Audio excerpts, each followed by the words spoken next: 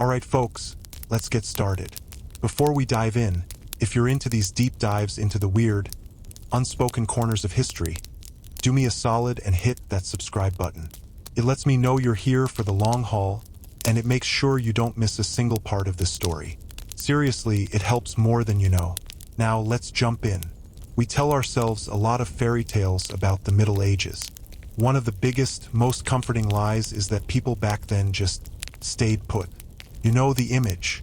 A humble peasant, born in a tiny village, lives his whole life within shouting distance of the same church bell, and dies peacefully in the same drafty cottage he was born in, never having seen anything beyond the local pasture.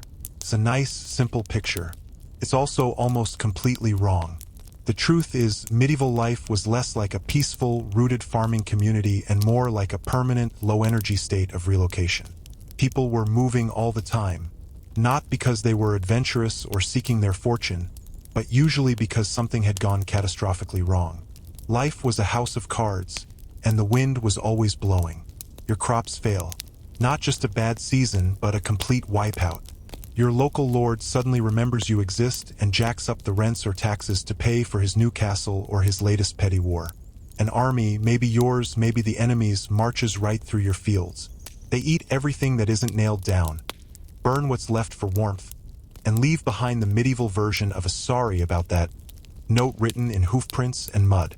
When this happened, you didn't write a strongly worded complaint to the local authorities.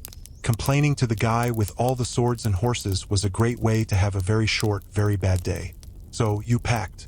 And by packed, I mean you grabbed whatever you could carry that had any value at all. You'd have a furious, whispered argument with your spouse at 2 in the morning about whether the big iron cooking pot was worth the backache. You'd bundle the kids up, throw a sack over your shoulder, and you walked. You weren't walking towards opportunity or a new life. You were walking away. Your goal wasn't prosperity. It was finding a place that was slightly less cursed than the one you just left. But it wasn't just disaster that got people moving. The whole economy ran on seasonal chaos. Harvest time was a massive draw. You'd get landless laborers, entire families even, moving across whole regions to follow the wheat or the grapes. It was gig work, medieval style. Religious festivals were another huge engine for movement. Thousands of people would decide that walking for weeks on terrible roads, sleeping in ditches, just to stand in a field and pray near a famous relic was a perfectly reasonable vacation plan. Pilgrimages were wildly popular, because nothing says spiritual growth like a combination of blistered feet, questionable roadside food, and a solid case of food poisoning from a well that was a little too close to the latrine. And the travel itself? An absolute nightmare. What we call roads were often just slightly less muddy paths where the trees had been pushed back. Mud was the default setting for the universe. In the winter, you'd sink into it. In the summer, you'd choke on the dust. Signposts were a luxury. Maps, if they existed at all, were optimistic lies drawn by people who had clearly never been to the places they were drawing. Getting lost wasn't an accident you avoided. It was the expected outcome. You planned on getting lost. And yet, despite all of it, people kept going. Because as miserable as the road was, staying put could be a death sentence. If your lord got it in his head that you owed him more than you had, slipping away in the night might be the only thing that saved your skin. Medieval society loved to pretend that peasants were legally glued to their little patch of dirt forever. Reality quietly, stubbornly disagreed. Villages were less like stable communities and more like revolving doors for humanity. New faces showed up with the spring planting. Old neighbors vanished after the autumn rents were due. Nobody asked too many questions, because they all knew that tomorrow, they might be the ones sneaking away under the cover of darkness with a stolen chicken and a growing sense of regret. Gossip traveled faster than any official news. A merchant with loose morals and a loud mouth in a tavern could spread a rumor about war, about plague, about a good harvest 3 valleys over. Faster than a royal messenger on a fast horse who actually knew what he was talking about. Information was currency, and it moved on foot. So let's ditch that old image. Medieval people weren't static, ignorant peasants trapped in their own time. They were tired, resourceful, mobile survivors. They were constantly walking away from one set of problems, usually walking straight into a brand new set of problems. History books like to draw nice, clean borders and talk about stable kingdoms. Medieval people spent their lives walking right over those imaginary lines, slowly, painfully, complaining under their breath the entire way. So we've got people on the move, right? Surviving, relocating, trying to find a less terrible spot to plant some turnips. But here's another thing we totally get wrong: romance. We picture these grand, poetic love stories, knights and fair maidens, heartfelt emotions whispered in candlelit chambers. And sure, the emotion was real. People back then fell in love just as hard, just as stupidly, and just as beautifully as we do today. The problem was, most of them couldn't write any of it down. Literacy, that was a superpower. An expensive, rare superpower mostly reserved for clergy, nobles, and that one insufferable guy in town who wouldn't stop correcting everyone's grammar at the tavern. So when your average John or Jane Doe wanted to send a message of affection, devotion, or downright uncontrollable longing to their sweetheart, they had to outsource the job. You hired a professional, a scribe, a clerk, sometimes a monk. Think about that for a second. Nothing kills the mood faster than having to whisper your deepest, most vulnerable feelings to a man who has sworn a vow of celibacy and is currently judging your sentence structure. Picture the scene. You duck into a small, cramped room that smells like old ink, drying parchment, and quiet, scholarly disappointment. You clear your throat, trying to sound more confident than you feel. I need a letter, a love letter. The scribe doesn't even look up. He just nods calmly, dips his quill into the ink pot, and asks in a totally flat tone, "All right, how intense are we talking?" Scale of 1 to "I shall perish without you." Then comes the real torture, the confession. You have to dictate your feelings out loud, slowly and carefully, while another human being writes down every single word with the emotional distance of someone taking a grocery list. You muster your courage and say, "Tell her, my heart burns for her." The scribe pauses. He looks up over his little wireframe glasses. "Burns," he repeats, as in a spiritual, metaphorical flame, or burns as in a concerning medical symptom. I need to know for the context. And it wasn't just you pouring your heart out. There were rules. Medieval love letters followed super formal structures. You had your opening praises, your dramatic emotional declarations, your vows of unshakable loyalty, and you had to throw in some dramatic flourishes borrowed from old classical texts everyone was supposed to know. If you weren't eloquent enough, and let's be honest, most people weren't, the scribe would step in like a creative writing professor. "Okay, we need a metaphor for her beauty. Do you want to go with the dawn, the rose, or divine light? Pick one. We're on a schedule." Romance had formatting rules. You couldn't just freestyle it. And here's the kicker. The scribe often knew both of you. Small towns didn't offer anonymity. Your deeply personal love letter might be penned by the same guy who baptized your crush, taught her little cousin to read, and absolutely knew for a fact that she was already unofficially engaged to the blacksmith's son. Professional discretion was encouraged. Professional silence was just hopeful. Sometimes, out of sheer exhaustion, scribes reused phrases. Not on purpose, really, but when you're writing dozens of these things a year, patterns happen. So somewhere out there in medieval England or France, two different couples were receiving letters with suspiciously similar compliments about eyes like deep forest pools, and never thought to compare notes over a pint. Then you had the delivery problem. There was no postal service, no envelope, no privacy seal beyond a blob of wax and a whole lot of trust. Letters were carried by messengers, friends, or whoever owed you a favor. Anyone who handled that folded parchment could open it, read it, have a good laugh, or memorize your romantic desperation for later entertainment at the local inn. Yet somehow, against all odds, this weird, awkward system worked. People still got married. Affairs still happened. Hearts were broken and mended. Love survived quills, third-party witnesses, reused metaphors, and monks with strong opinions. Romance in the Middle Ages wasn't private.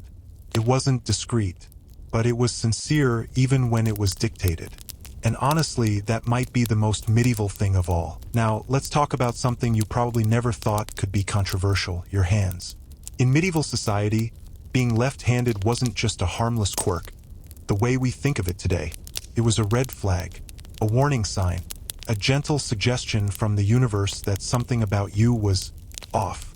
And by off, medieval people meant you were possibly cursed, morally suspicious, or just one bad day away from dabbling in witchcraft. This whole mess started with language, like it often does. The Latin word for left is sinister. Yeah, that should tell you everything you need to know right there. Right-handedness was tied up with everything good. Order, righteousness, divine favor. The right hand was the hand of God, the hand of blessing, the hand that did things properly. Left-handedness, meanwhile, got linked to chaos, deception, and just doing things the wrong way. Literally, if you reached for a loaf of bread with your left hand at the dinner table, someone nearby probably frowned and quietly started wondering if they should trust you with anything important. It was that deep-seated. Left-handed kids didn't get a pass. They were corrected, and early. And by corrected, I mean they were actively, sometimes forcefully, trained out of using their natural hand. Teachers, parents, local priests, they all encouraged or insisted on right-hand use for writing, eating, praying, pretty much for existing in public. If you stubbornly kept favoring your left, it wasn't seen as a personal preference. It was seen as defiance. Or worse, it was seen as a sign of outside influence. Something or someone was making you do it. Daily rituals hammered this bias home every single day. People crossed themselves with their right hand. You swore oaths with your right hand raised. Important guests were seated on your right side. Doing anything major with your left hand felt wrong in a way that wasn't just social, it felt spiritually incorrect. Medieval logic, in its simple, terrifying way, concluded that if the devil existed, and everyone agreed he absolutely did, he probably naturally favored the left. Left-handed knights had it especially rough. All sword training, all combat manuals assumed you were fighting right-handed. A left-handed fighter could be a confusing, unpredictable opponent, which sounds like a great advantage until you realize your own trainers and lords didn't like it. Being unpredictable was suspicious. Being effective while unpredictable was even worse. It made people nervous. Even medieval medical theory piled on. Scholars believed the body was divided into moral halves. The right side was strong, warm, and noble. The left side was weaker, colder, and prone to imbalance. If you got sick on your left side, well, of course you did. That's the shaky side. It was basically asking for trouble. But here's the thing. Despite all this pressure, left-handed people didn't vanish. They persisted. They worked, they fought, they wrote, they cooked, and they survived, quietly using the hand that felt natural. Many just became experts at medieval code switching. They learned to eat and write with their right hand in public, then switched back to their left the second they were alone or with family. It was a survival skill. So if you were left-handed in the Middle Ages, congratulations. You weren't evil. You weren't cursed. You were just living in a world that was deeply, personally offended by your basic coordination. History has had a lot of villains. Sometimes it turns out one of them was just the left hand. We're just scratching the surface, folks. If this kind of stuff, the real, weird, human stuff they never teach you in school, is your jam, you're in the right place. The journey's long, so hit that subscribe button to make sure you don't miss what's coming next. Trust me, it gets even stranger. Alright, back to the past. So we've talked about moving around and writing love letters and which hand to use. Let's get even more personal. Let's talk about how medieval people literally saw themselves. Or rather, how they didn't. In the medieval world, self-awareness totally existed. People knew their own thoughts, their own feelings. But self-reflection, in a visual sense, that was pretty much impossible. Because for the vast majority of people, mirrors were rare, crazy expensive, and wildly impractical luxury items. Think about what that means. The average medieval peasant went through their entire life with only a vague, second-hand understanding of what their own face actually looked like. Your own face, the one thing you present to the world every single day. You had no real idea. Glass mirrors, the kind with a clear reflection, were owned by nobles, rich monasteries, or that one suspiciously wealthy merchant in town who nobody could quite figure out. Polished metal mirrors, made of bronze or steel, did exist, but they were usually small, dull, gave a distorted, wobbly image, and often showed you a version of yourself that looked like you'd been lightly cursed or were slightly melting. Imagine finally getting a glimpse of your reflection and realizing you appear permanently annoyed and kind of blurry around the edges. For most folks, the closest thing to a mirror was water. A still pond, a deep well, a bucket after the rain, a slow-moving river. You'd lean over and get a fleeting, warped glimpse, usually messed up by ripples, shadows, or the sudden panic that you were about to fall in and drown. You didn't linger for a self-assessment. You glanced. You accepted whatever vague, watery shape stared back, and you moved on with your day. As a result, medieval people learned what they looked like through other people, through descriptions, and not kindly, carefully worded descriptions. Your friends and family were your mirror, brutal, unfiltered, and totally unavoidable. You've got your father's nose. God help you. Your eyes are a bit close together, aren't they? You look tired. Did you sleep in a ditch? This was your feedback. This was how you knew your own face. This also meant that personal grooming was approximate. Hairstyles were practical, not aesthetic. You cut your hair so it was out of your way, not because it looked good. Beards were trimmed based on feel, not appearance. If your hair was hopelessly lopsided, someone would eventually, inevitably mention it. Loudly, publicly, and with what felt like unnecessary enthusiasm. The whole idea of checking your appearance before you left the house simply didn't exist. You got dressed, you maybe ran a hand through your hair, and you hoped for the best. If no one pointed and laughed the second you walked into the village square, you assumed you were probably fine. In a weird way, confidence was easier back then because you had no visual proof to contradict it.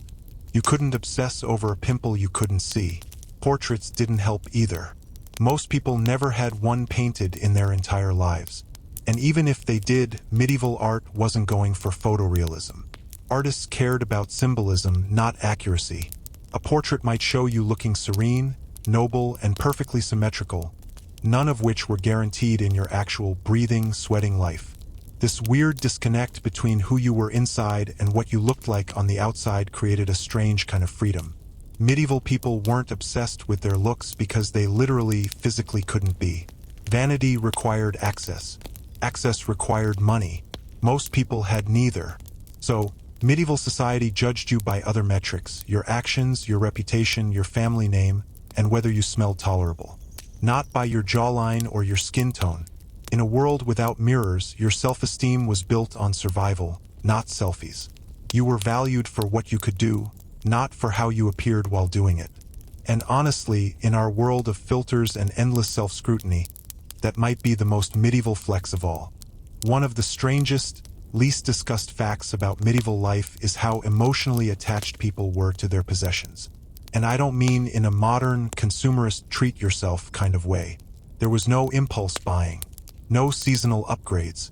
When you owned something in the Middle Ages, it was because you absolutely needed it to live. And chances were you would own that thing for most of your life, maybe even pass it on when you were gone. Naturally, people started giving these objects names. They became characters in the daily story of survival. Tools were the most common candidates for this. A shovel wasn't just a shovel. It was the shovel. The one that had helped you dig your fields for 20 seasons. The one you used to bury your father.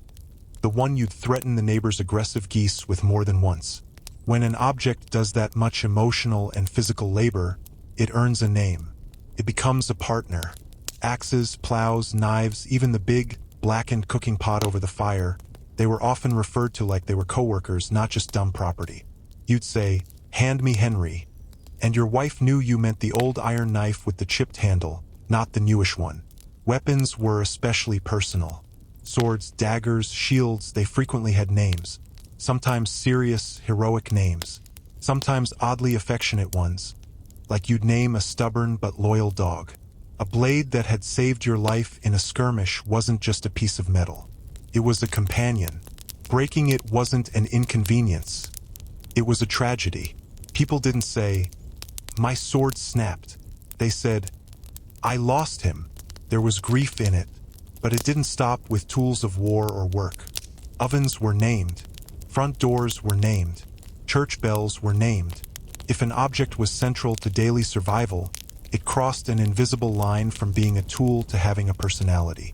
An oven that baked perfect, reliable bread was praised, talked to, thanked. An oven that burned the loaf for the third time that week was insulted. Loudly, repeatedly, in front of the neighbors, you'd shame your own oven. This wasn't superstition, not really. It was practicality mixed with sheer exhaustion. When your entire existence depends on a handful of objects working right, you develop a relationship with them. You speak to them. You blame them. You thank them. Medieval people lived terrifyingly close to the edge of disaster. Anthropomorphizing your shovel, turning it into a grumpy old friend, was a lot healthier than just screaming into the void every time you hit a rock. There was a legal side to this, too. Named objects showed up in wills all the time. I leave my good knife to my eldest son. Not just any knife. The good one. Everyone in the family knew exactly which one that meant. That knife carried memory, reputation, and history. Losing it was like losing a piece of your own story. Even repairs carried emotional weight. A patched tool, stitched back together over and over, wasn't seen as inferior. It was experienced. It was reliable. Its scars were proof it deserved to stick around. In a world where you owned very little, each thing you owned carried immense weight. It mattered. So medieval people didn't just own objects. They lived with them. They worked with them. They sometimes cursed them out like old friends who were having an off day and refusing to cooperate. Honestly, naming your shovel makes all the sense in the world when that shovel, and your relationship with it, is one of the main reasons you're still alive to see another sunrise.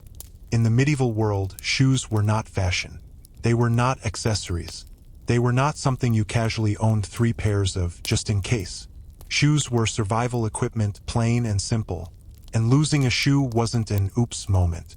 It was a this might actually ruin my entire year level disaster. Think about what went into a shoe.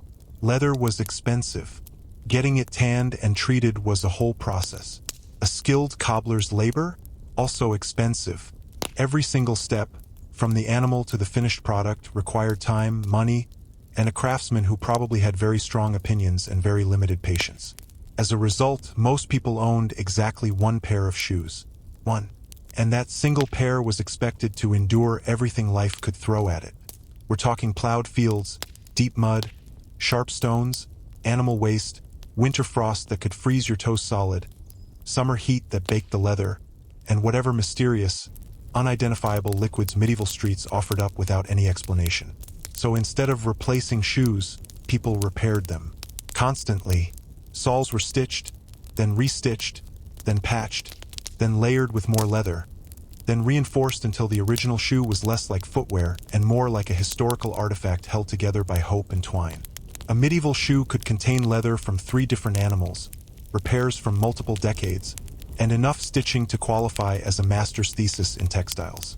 Because of this, cobblers were everywhere, and they were deeply respected. Not a glamorous job, but absolutely essential. A good cobbler was a community treasure. He could extend the life of a shoe for years, sometimes even decades. And if you found one who worked fast, charged fairly, and didn't make a big show of gagging at the smell when you walked in, you stayed loyal to that guy for life. You told your friends about him. You passed his name to your kids. Shoes were so valuable they showed up in wills, right alongside the good knife and the named shovel. Parents passed them down to children. Older siblings inherited shoes that had already seen way too much. Breaking in new shoes wasn't painful because they were stiff and new. It was painful because they were someone else's old, misshapen ones that you had to cram your own feet into. And heaven help you if a shoe gave out completely in the middle of winter. Walking barefoot on frozen ground wasn't just inconvenient. It was dangerous. Frostbite and infection didn't care about your financial situation. So people got creative. They wrapped their feet in strips of cloth, stuffed straw into broken soles, or used whatever material they could scrounge up until the cobbler could work his magic again. This constant repair cycle also explains why medieval people are often described as walking very carefully and deliberately. Every single step mattered. You didn't sprint unless you were being chased by something much worse than a lost soul. You avoided puddles not for cleanliness, but for shoe preservation. In a world without cheap, easy replacements, durability was everything. Shoes weren't discarded. They were managed. They were loved in a practical, desperate way. They were maintained, argued with, and cursed when they failed. So when you picture medieval life, remember this. Those worn-out, weirdly shaped shoes weren't just a sign of poverty. They were a badge of responsibility. A sign that you were managing your scarce resources wisely. If your shoes lasted, you were doing something right in a world that loved to prove you wrong. One quiet terror haunted medieval life more than armies, famine, or even disease.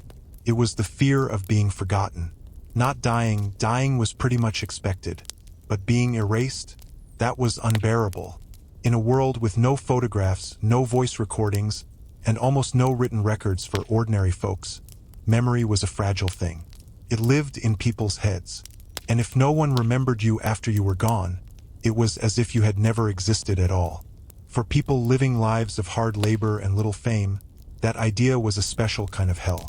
Eternity was a long time to be gone. A reputation only lasted as long as the last person who spoke your name. The math just didn't work in your favor. This is why people were absolutely obsessed with names. Children weren't given creative, unique names. They were given archival names.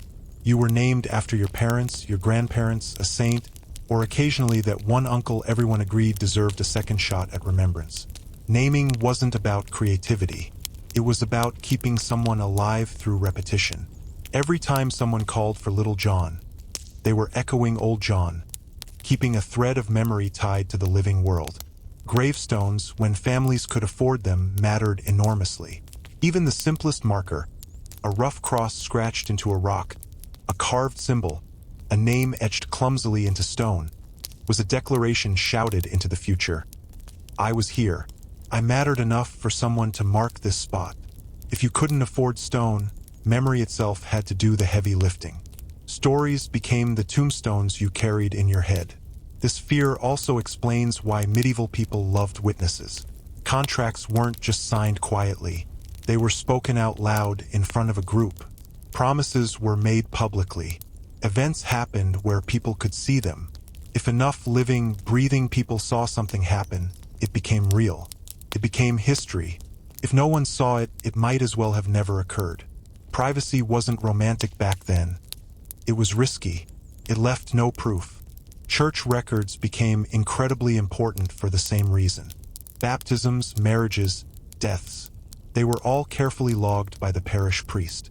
This wasn't just for God's ledger. It was for memory's ledger. Being written down in that book meant a kind of permanence. Being left out of it meant you could vanish quietly into the mud of history without a trace. Even charity had a memory angle. Donating to the church or funding a chapel light often came with one specific request: say my name in your prayers. That wasn't spiritual vanity. That was an insurance policy. As long as someone, somewhere, was speaking your name aloud, you weren't completely gone.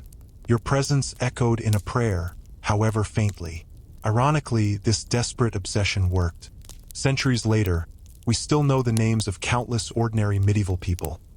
Not kings or queens, but farmers, brewers, carpenters, because they were stubborn enough to leave marks.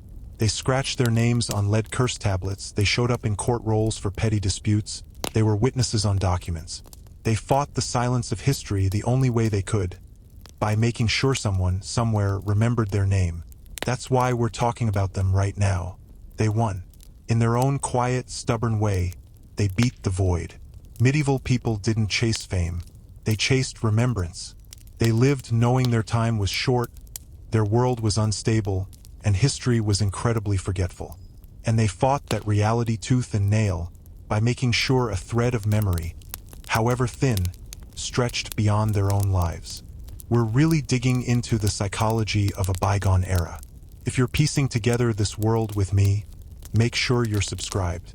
We've got a long road ahead, and I don't want you to miss a single part of this exploration. Now, let's shift from what people feared to what they heard, or rather, what they desperately needed to hear. In the modern world, silence is sold to us as a luxury. We buy noise-canceling headphones, we book silent retreats, we talk about needing a little peace and quiet. For medieval people, that idea would have been completely insane. If a medieval house fell silent, it wasn't peaceful. It was suspicious. It was a warning sign that something had gone terribly spiritually wrong. Noise meant life. It meant safety. The sounds of talking, coughing, praying, animals shuffling in their pens, tools clanking, the loom thumping. These weren't annoyances. They were a reassuring soundtrack. They were proof that the household was alive, awake, and protected. If a home went quiet, it suggested illness, death, or the presence of something that preferred you didn't notice it. And medieval people were deeply, deeply uncomfortable with things that didn't want to be noticed. This fear had roots that went straight into their religion. Silence was associated with the grave, with the afterlife, with the great unknown. Churches were designed to fight silence. They echoed on purpose, filling the space with chanting, bells, and recited prayer. Bells rang constantly, for marking the hours, for warnings, for celebrations, for funerals, for emergencies, and sometimes just because someone thought the silence in the village was getting a little too ambitious, a little too confident. Homes followed the same kind of logic. People talked while they worked. They sang while they cooked or sewed. They prayed out loud, not just in their heads. Even when they were alone, many people muttered to themselves. Not because they were strange, but because being audibly present felt safer. Silence implied abandonment. Sound implied that you were still here, still in charge, still under some kind of protection. At night, silence was especially dangerous. Darkness already belonged to spirits, demons, and all kinds of theological anxiety. You add complete silence to that darkness, and you've created the perfect recipe for imagining footsteps, whispers, or divine judgment creeping up right behind you. A crackling fire, even a small, weak one, was comforting not just for the warmth, but for the sound. That gentle, popping noise was a reassurance that the world was still turning, that things were still functioning as they should. This also explains the medieval habit of group sleeping. People didn't just sleep piled together for warmth alone. They did it because the shared sounds of breathing, shifting, snoring, the occasional cough, it created a soundscape. It was a wall of human noise that pushed back against the terrifying void of the night. A room full of gentle noise meant no one had died quietly in their sleep, which, let's be honest, was always a legitimate concern.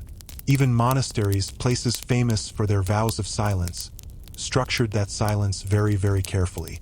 Monastic silence wasn't the absence of sound. It was regulated, ritualized, and heavily supervised. Unplanned silence, the kind that just happened, was what was unsettling.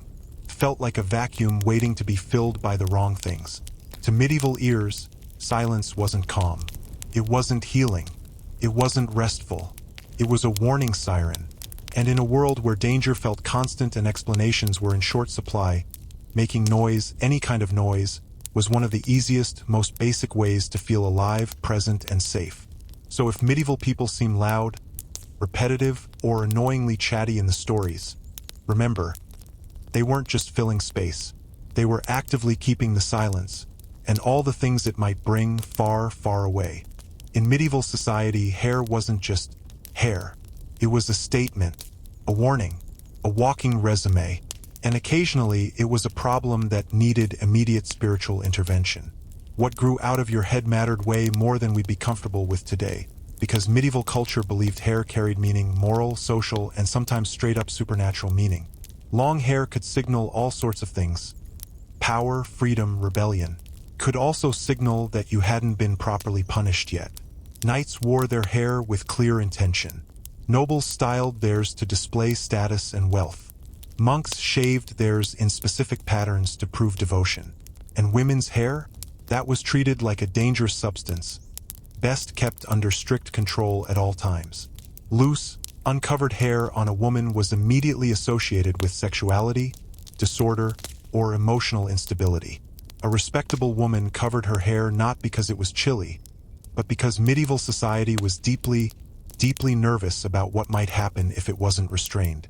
A single strand escaping a wimple or veil could be treated like a scandal in the making, a tiny rebellion against the natural order. Haircutting itself was incredibly symbolic.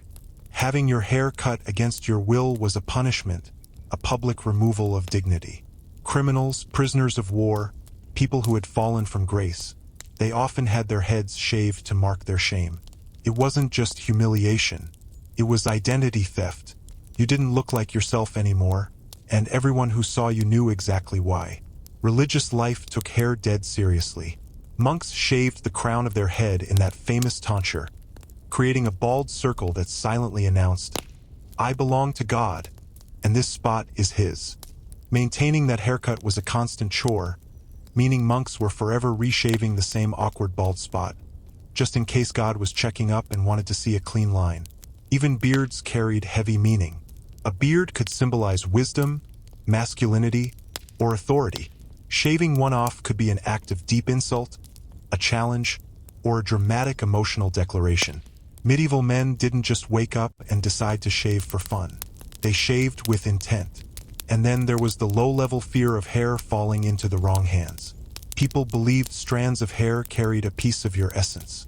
Losing hair wasn't a cosmetic issue. It was a security risk.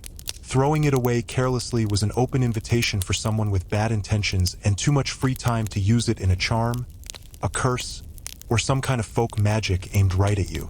So medieval people guarded their hair. They controlled it, shaped it, covered it, and yes, they judged others by it relentlessly.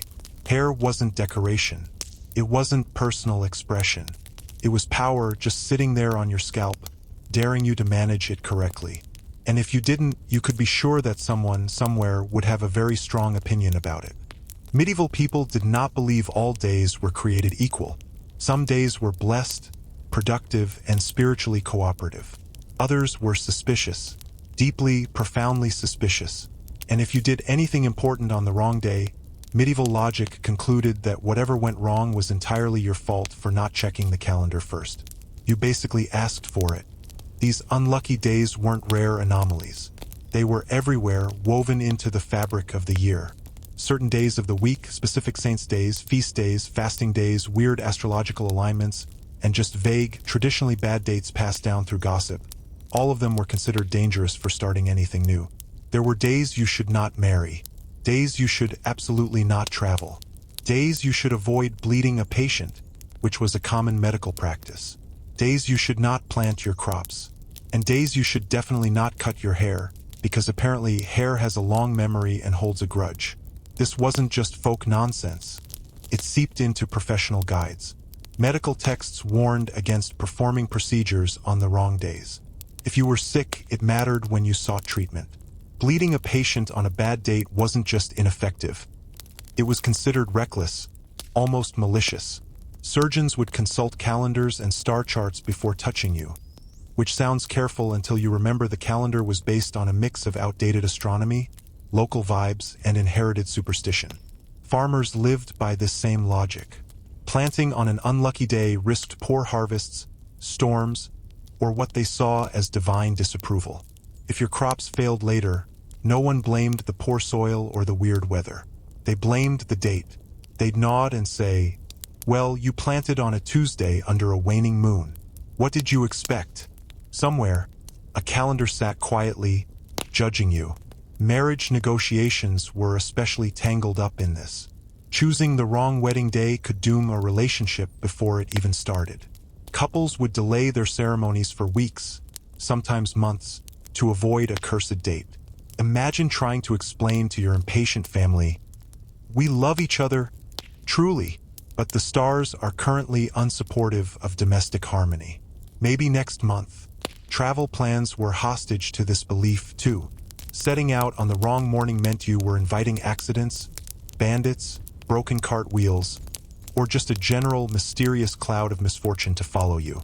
Some travelers would literally turn back if they experienced a bad omen at the start of their trip. Tripping on the threshold, sneezing the wrong way, hearing a crow call. Clearly, the universe was saying, "Not today, my friend." The irony is that this belief created its own bad outcomes. When people expected things to go wrong, they noticed every little problem. A minor setback on a cursed Tuesday became proof the day was ruined, which made everyone more anxious and clumsy, which led to more problems. Medieval self-fulfilling prophecies were thriving business. Calendars, in effect, became survival manuals. Knowing which days were safe was a form of control in a brutally unpredictable world. If disaster struck, at least you had the cold comfort of saying, "Well, I warned you about that particular Friday. So, medieval people didn't just plan their lives. They negotiated with time itself. And time, more often than not, was deeply unimpressed with their attempts. In medieval times, a sneeze was not a minor, polite inconvenience. It was an event, a moment of crisis, a potential spiritual emergency that required immediate verbal intervention from everyone in the room. Because to medieval people, sneezing wasn't just air leaving your body. It was your soul briefly, seriously considering an escape plan. The logic was simple and deeply unsettling. Sneezing created a sudden, violent moment of vulnerability. Your body convulsed.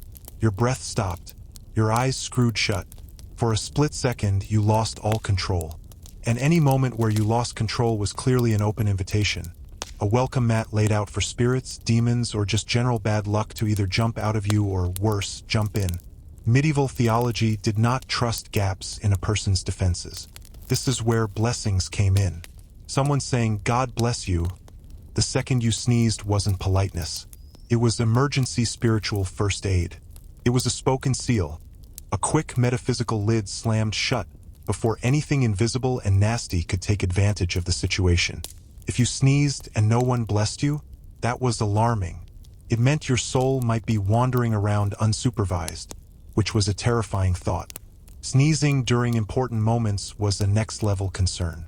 A sneeze during a prayer? Suspicious. A sneeze during a wedding vow? Horribly unfortunate. A sneeze while you were signing a contract or swearing an oath? Potentially catastrophic. Some people would stop the entire ceremony, wait for the spiritually risky moment to pass, and only then continue, because clearly the universe had just tried to interrupt for a reason. Medical beliefs made it all even worse. Some scholars thought sneezing expelled air directly connected to the heart or the brain. Too many sneezes meant you were weak. Too few meant you were blocked up. Sneezing the wrong way meant your body's balance was off. Sneezing at the wrong time meant fate itself was sending a message, and fate was rarely helpful. There were even interpretations based on direction.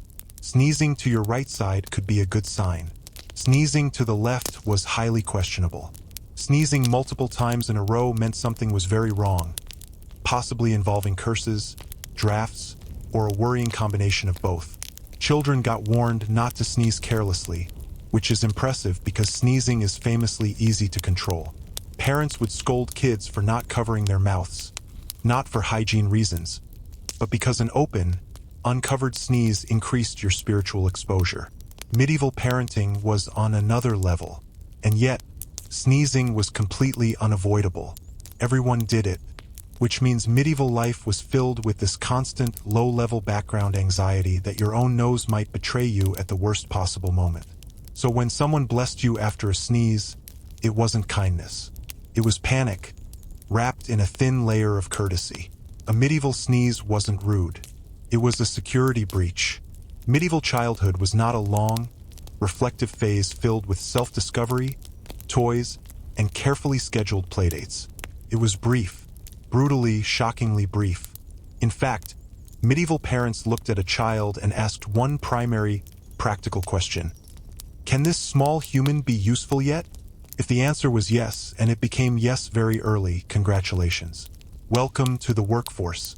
As soon as a toddler could walk without falling directly into the fire or the water bucket, they were assigned tasks. Small ones at first. Fetching a piece of wood, carrying a light bundle, scaring birds away from the crops by yelling and flailing their little arms like confused, tiny scarecrows. None of this was seen as cruel. It was normal. A household was a survival unit, a tiny corporation, and everyone had to pull their weight regardless of their height. There were no passengers. By the time a child reached what we'd now call early elementary age, they were already competent contributors. Boys and girls alike herded animals, gathered firewood, helped with planting seeds, cleaned tools, watched younger siblings, and learned trades simply by being underfoot while the adults worked. Education wasn't separate from labor. Labor was the education. There were no job interviews, no training programs, no safety manuals. You learned by doing, or by watching someone else do it, or by making a mistake and, crucially, not making it again if you survived. Childhood injuries weren't sentimental milestones. They were lessons, often harsh ones. A burned hand taught you respect for the hearth. A gash from a careless tool taught you to pay attention. Parents didn't romanticize childhood innocence because survival didn't allow for it. Love was often expressed through teaching usefulness. In a dangerous world, a capable child was a protected child. If you could work, you were valuable. If you were valuable, you were more likely to be fed, sheltered, and kept safe. This didn't mean medieval parents were heartless. They worried constantly. They protected when they could. They told stories, sang songs, and shared laughter with their children in rare, quiet moments. But the underlying expectation was clear and unwavering. Childhood was preparation, not a pause. By the time they hit their teenage years, these kids were already adults in practice.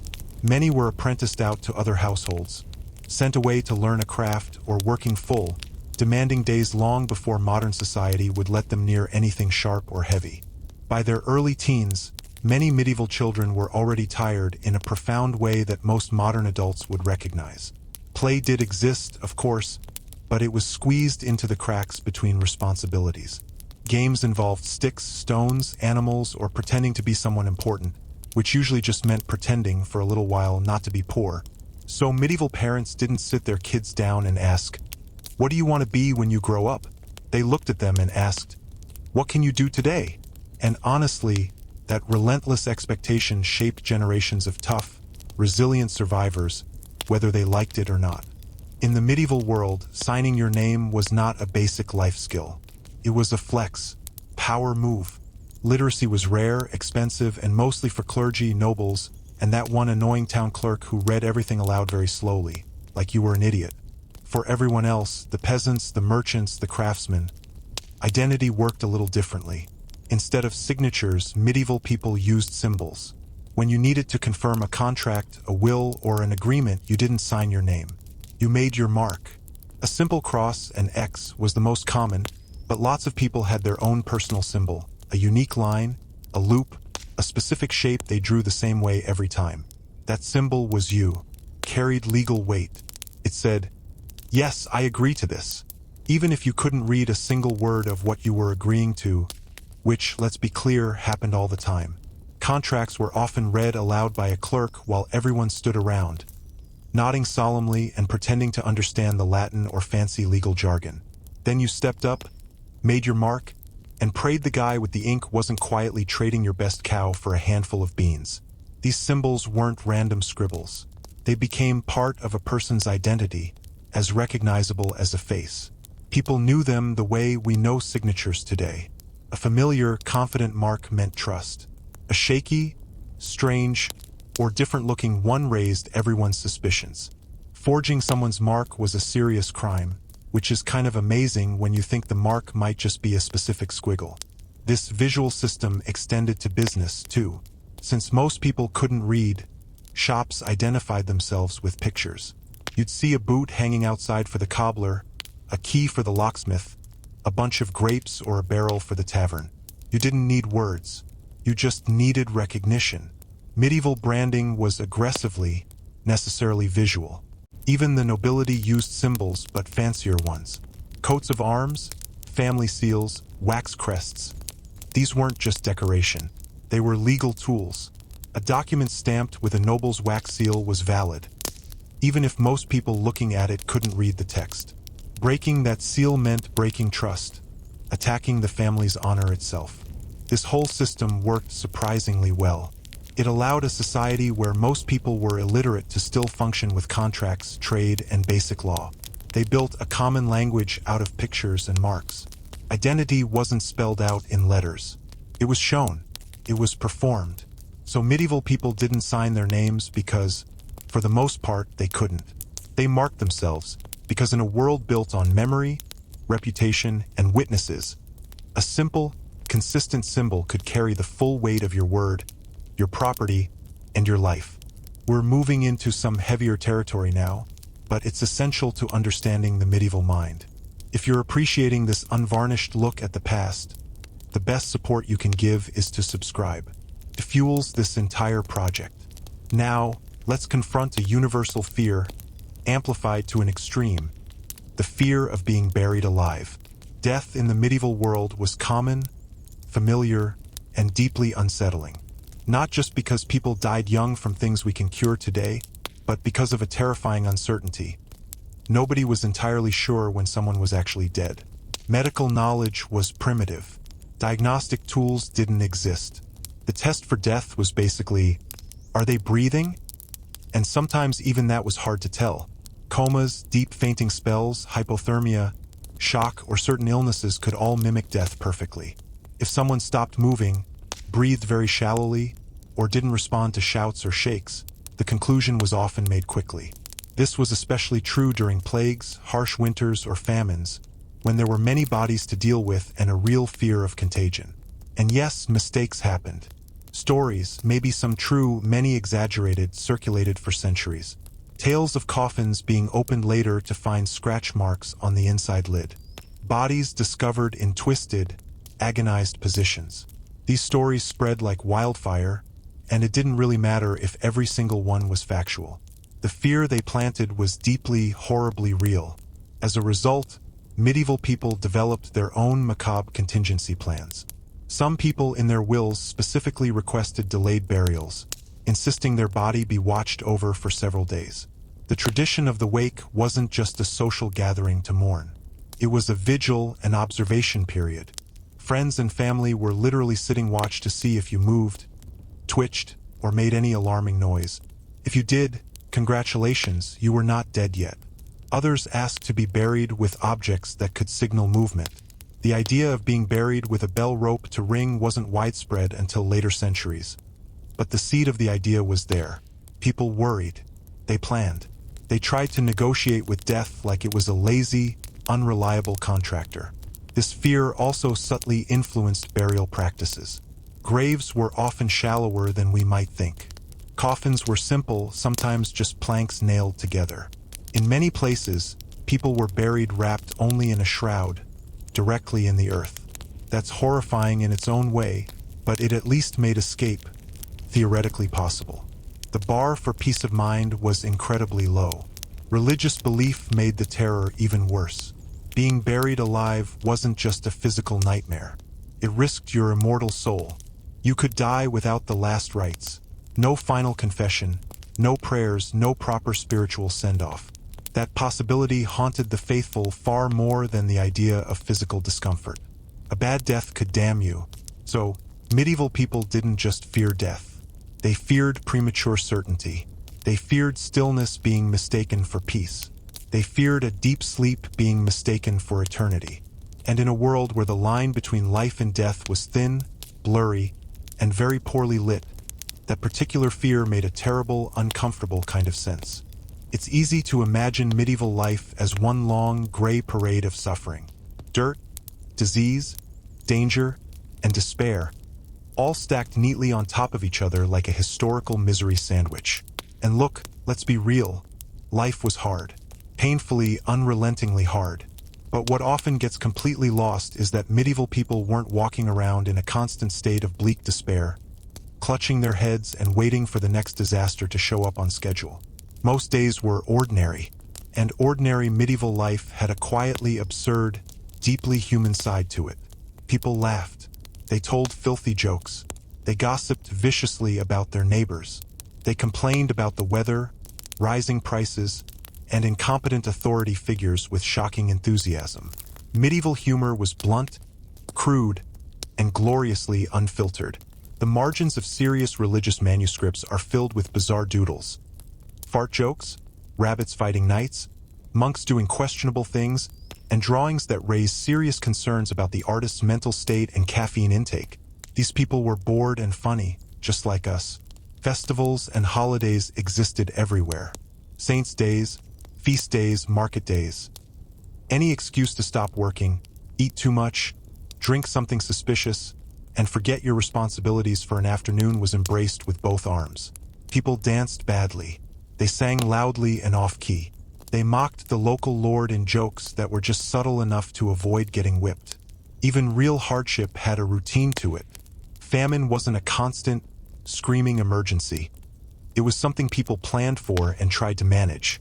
Illness was frightening but also familiar. Death was present, but it wasn't paralyzing. When danger is a constant background hum, you adapt emotionally or you don't survive. Absurdity became a vital coping mechanism. All the things we've talked about, naming your tools, believing sneezes are dangerous, avoiding unlucky Tuesdays, arguing with your oven, giving personalities to objects, none of this meant medieval people were foolish or childish. It meant they were human in a world that offered very little certainty or control. They found meaning in ritual. They found comfort in repetition. They found humor in exaggeration. When you can't control the big things, the harvest, the plague, the Lord's temper, you control how you react. And medieval people reacted with creativity, stubbornness, and a healthy dose of what looks like nonsense to us. So no, medieval life wasn't a non-stop tragedy. It was a long, improvised performance. A mix of fear and familiarity, hardship and habit, deadly serious beliefs and deeply unserious behavior. People weren't sitting around waiting to be saved by the Renaissance or the printing press. They were living day by day inside a system that made its own kind of sense to them, even when it looks completely ridiculous through our modern lens. History books remember the wars and the plagues, but medieval people remembered themselves through laughter, ritual, and sheer stubborn resilience. And that's the part nobody really talks about because it doesn't fit the dark, dirty myth we've been sold. Now, let's talk about Tudor England, where a woman's beauty was never her own. In Tudor England, beauty was not a private matter. It wasn't something a woman got to define for herself. It was a public expectation, closely watched and quietly but firmly enforced by everyone around her. The ideal Tudor woman was meant to look a certain way, behave a certain way, and above all signal virtue without ever having to say a word out loud. Beauty functioned less like a decoration and more like evidence. Evidence of obedience, of status, and of moral reliability. It was a visible resume for a woman's place in the world. Pale skin sat right at the top of this hierarchy. A fair, untanned complexion suggested that a woman did not work outdoors. It meant she belonged to an indoor world of tapestries, prayers, and constant supervision. Darkness of skin implied labor, sun exposure, and therefore a dangerous proximity to independence. The sun, after all, was for peasants. Noble women protected themselves from it with wide-brimmed hats, veils, lead-based powders, and sleeves that covered their arms, turning a lack of color into a visible badge of elite class. To look healthy was okay. To look robust, strong, or weathered was not. Softness mattered just as much. A Tudor woman was expected to appear physically delicate, even if she was anything but. Rounded features, smooth, uncalloused hands, and gentle, restrained movements were prized because they suggested a life untouched by strain or heavy work. Strength, even when it was necessary, had to be carefully hidden. A woman who appeared too capable risked seeming unfeminine, and unfeminine women were treated with deep suspicion and social coldness. Silence completed the picture. The ideal woman spoke quietly, sparingly, and only when invited. A sharp wit was admired in men and tolerated in queens. In an ordinary woman, it was risky. A clever tongue could too easily be mistaken for ambition. And ambition in women was framed not as drive, but as a moral flaw, a kind of dangerous pride. Chastity, therefore, wasn't only about sexual behavior. It extended to everything. Her speech, her posture, her laughter, even her facial expressions. A woman who smiled too freely or met a man's eyes too directly could find her reputation questioned without a single direct accusation ever being spoken. What made this ideal particularly cruel was its sheer impossibility. Women were expected to embody purity, obedience, and flawless beauty, while also serving as living symbols of their family's honor and their father's or husband's social worth. Any failure, a visible blemish, a persistent rumor, a single moment of assertiveness, reflected not just on the woman herself, but on the men who claimed authority over her. Her face was their billboard. In Tudor society, beauty was not a gift. It was a responsibility, a heavy, constant, unforgiving responsibility. And like all the burdens placed on women of the period, it came with severe consequences for getting it even a little bit wrong. If the ideal Tudor woman was supposed to look effortlessly pure, The reality required a ton of effort and a shocking amount of dangerous chemistry. Cosmetics were both widely used and publicly condemned, creating a massive contradiction. Women were expected to appear flawless, yet criticized for doing anything that actually helped them achieve it. Beauty had to look natural, even when it absolutely positively was not. Face whitening was the most common and most perilous practice. Pale skin could be enhanced with powders made from ground chalk, white lead, or mixtures of vinegar and other substances. These concoctions brightened the complexion and hid blemishes, but they also poisoned the skin over time, causing it to rot. Teeth would loosen, hair could fall out, faces developed sores and scars beneath the smooth, white surface. Still, the risk was considered worth it. In a society obsessed with surfaces, visible decay was somehow less threatening than visible imperfection. Rouge for the cheeks was used more carefully. A slight, delicate flush suggested youth and vitality, but too much color hinted at sexual excitement or availability. The line between looking healthily modest and looking improperly passionate was thin and constantly shifting, depending on who was doing the judging. Lip color faced similar scrutiny. Red lips could signify beauty and life, or they could signal moral danger. It all depended on the context, the woman's status, and the mood of the people around her. What mattered most was plausibility. A woman had to look as though nature had simply been kinder to her than to others. Hair was another battlefield. Fair, blonde hair was idealized, linked to innocence and angelic nobility. Women lightened their hair using harsh herbal rinses, long hours sitting in the sun with special hats, or alkaline solutions that could burn the scalp and damage hair beyond repair. Wigs and hairpieces were common, though rarely admitted to. Once again, the illusion mattered more than the truth hidden underneath. The real anxiety around cosmetics came from a fear of deception. A painted face was thought to mislead men, disguise true age, and distort the social hierarchies everyone relied on. Moralists and preachers argued that cosmetics allowed women to lie with their appearance, which was a dangerous, almost magical power in a world where marriages were political strategies and bloodlines mattered above all. A beautiful bride who turned out to be older, sicklier, or less fertile than expected was treated not as unfortunate, but as a fraud. Yet, these same critics rarely offered a workable alternative. Women were judged harshly for visible flaws and punished socially for failing to meet impossible aesthetic standards. Cosmetics were condemned as dishonest, but refusing to use them could be just as damaging to a woman's prospects. The choice was never a real choice. It was a trap. In Tudor England, beauty rituals were a high-stakes gamble. They promised social survival while quietly eroding a woman's health and safety. Her face became a carefully maintained mask, worn not to express who she was, but to avoid suspicion, gossip, and harsh judgment in a world that watched her every move, every single day. In Tudor England, beauty was not merely admired. It was assessed, appraised, and given a value. A woman's appearance played a central, brutal role in marriage negotiations, where looks functioned as a form of cold, hard currency. Families didn't just hope their daughters would marry well. They evaluated, marketed, and sometimes quietly agonized over how much a daughter's face and body might be worth in social and political terms. Youth mattered above all else.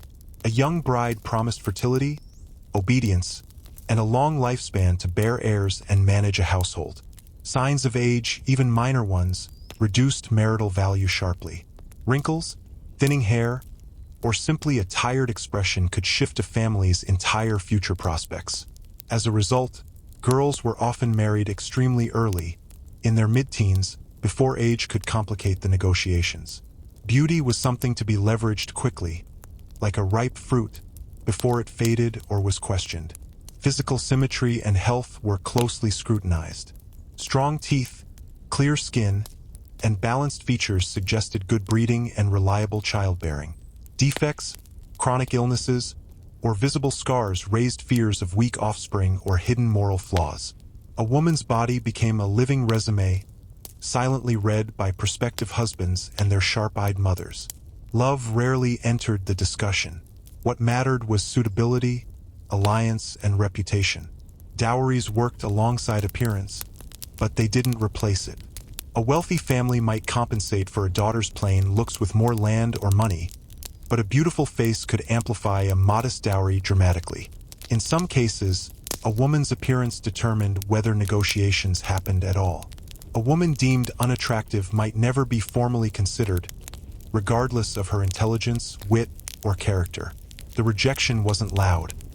It was a quiet, dismissive silence, which was often more painful. For the women themselves, this process enforced constant self-surveillance. Posture, speech, dress, and expression were all refined to enhance appeal without seeming deliberate. A woman who appeared too eager risked seeming desperate. One who appeared indifferent risked seeming cold or difficult. Every gesture, every glance was a calculated part of presenting a package of compliance, fertility, and moral reliability. Once married, beauty didn't lose its importance. A wife was expected to remain attractive to secure her husband's affection and loyalty, especially in elite households where mistresses were common and accepted. A decline in appearance could invite humiliating comparisons, neglect, or outright abandonment. Beauty became a lifelong obligation, not a temporary advantage. In this system, appearance was power, but it was the most fragile kind of power imaginable. It could open doors, shape alliances, and improve a family's fortunes. Yet it also reduced women to surfaces, judged before they ever spoke a word, and remembered primarily for how they looked when they were young and useful. Marriage in the Tudor world didn't free women from aesthetic judgment. It simply made the stakes permanent and the scrutiny never-ending. We're moving to the very top of the power structure now. If ordinary Tudor women were judged quietly, queens were judged relentlessly, without a moment's peace. Their bodies were no longer private or even personal. They were political assets of the highest order. Every feature, every change in appearance, every rumor about a queen's body carried direct implications for the stability of the entire realm. Beauty, fertility, and behavior were fused into a single, terrifying public obsession. The queen's appearance mattered from the very first moment marriage negotiations began. Portraits were exchanged like diplomatic tools, carefully adjusted by artists to flatter and reassure. These images weren't meant to outright deceive, but to promise. A beautiful queen in a painting suggested a fruitful marriage, healthy heirs, and divine favor for the kingdom. If the real woman failed to match the glowing image, disappointment could quickly curdle into suspicion and disdain. Once crowned, a queen lived under a microscope. Weight gain, weight loss, a period of illness, or simple exhaustion were all interpreted as signs of pregnancy, infertility, or moral failure. The queen's body became a public text, endlessly read, debated, and reinterpreted by courtiers, ambassadors, and commoners alike. When pregnancies succeeded, her beauty was celebrated as proof of legitimacy and God's blessing. When they failed or ended in tragedy, ugly whispers followed, often blaming her appearance, her secret habits, or her supposed inadequacies. Queens were also expected to embody completely contradictory ideals. They had to appear fertile yet modest, commanding yet gentle, splendidly wealthy yet restrained in their spending. Clothing was a crucial part of this performance. Rich fabrics and fabulous jewels demonstrated royal authority and the kingdom's wealth, but excessive display risked accusations of vanity, foreign influence, or moral looseness. Even color choices were loaded with meaning. White suggested purity. Red could signal power, passion, or danger, depending on the political weather. There was no neutral option. The pressure turned vicious with failure. Anne Boleyn's lively charm and elegant style were reframed as seduction and witchcraft once she fell from power. Catherine of Aragon's aging, pious body became a political problem to be solved. Jane Seymour's brief reign was framed almost entirely around her ability to produce a male heir. Once she did, her body was scarcely discussed again. Its purpose had been served. Even Elizabeth I, who famously ruled without marrying, could not escape this brutal surveillance. Her carefully controlled image, perpetually youthful, virginal, and authoritative, was a masterpiece of political theater. Wigs, lead-based makeup, and symbolic portraits allowed her to rule through an image that defied time itself. Her beauty became a weapon, a shield, and a relentless performance maintained to reassure her subjects and intimidate her rivals. In Tudor England, queens were not allowed to age, weaken, or change in peace. Their bodies belonged to the state. Beauty elevated them to the highest position in the land, but it also trapped them in a gilded cage, transforming flesh into policy and every glance in the mirror into a matter of national security. In Tudor England, a woman's beauty was assumed to have an expiration date. Youth was celebrated, maturity was merely tolerated, and aging was quietly, deeply feared. While men were allowed to grow into authority, their gray hair and wrinkles seen as signs of wisdom and experience, women were expected to preserve the appearance of youth long after it had naturally, inevitably faded. Aging was not treated as a normal process. It was seen as a personal failure. The physical signs of age carried severe social consequences. Wrinkles, thinning hair, changes in weight, dental decay, all were read as evidence of declining worth. An older woman's beauty was rarely reinterpreted as dignity or grace. Instead, she risked becoming invisible or worse, an object of suspicion. Youth suggested fertility and obedience. Age suggested independence, memory, and influence, qualities that made the tightly controlled Tudor society deeply uneasy. This anxiety was especially sharp for elite women. Their value had often rested entirely on marriage prospects and fertility, both of which plummeted with age. Once a woman passed her childbearing years, her social leverage weakened dramatically. Widows could sometimes reclaim a measure of authority through wealth or family connections, but even then, their appearance remained a point of public commentary.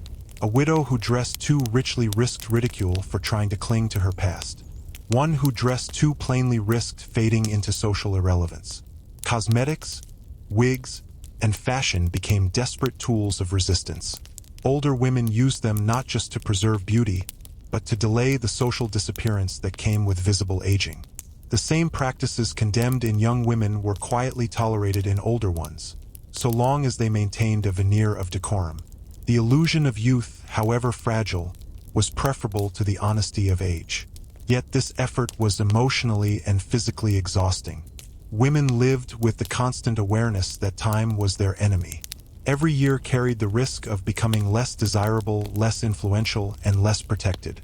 Aging women were often caricatured in popular culture as bitter, lustful, or manipulative stereotypes that conveniently justified pushing them to the margins of society. The feared figure of the old crone or the wicked stepmother hovered at the edge of Tudor culture, a warning of what happened when beauty no longer shielded a woman from judgment.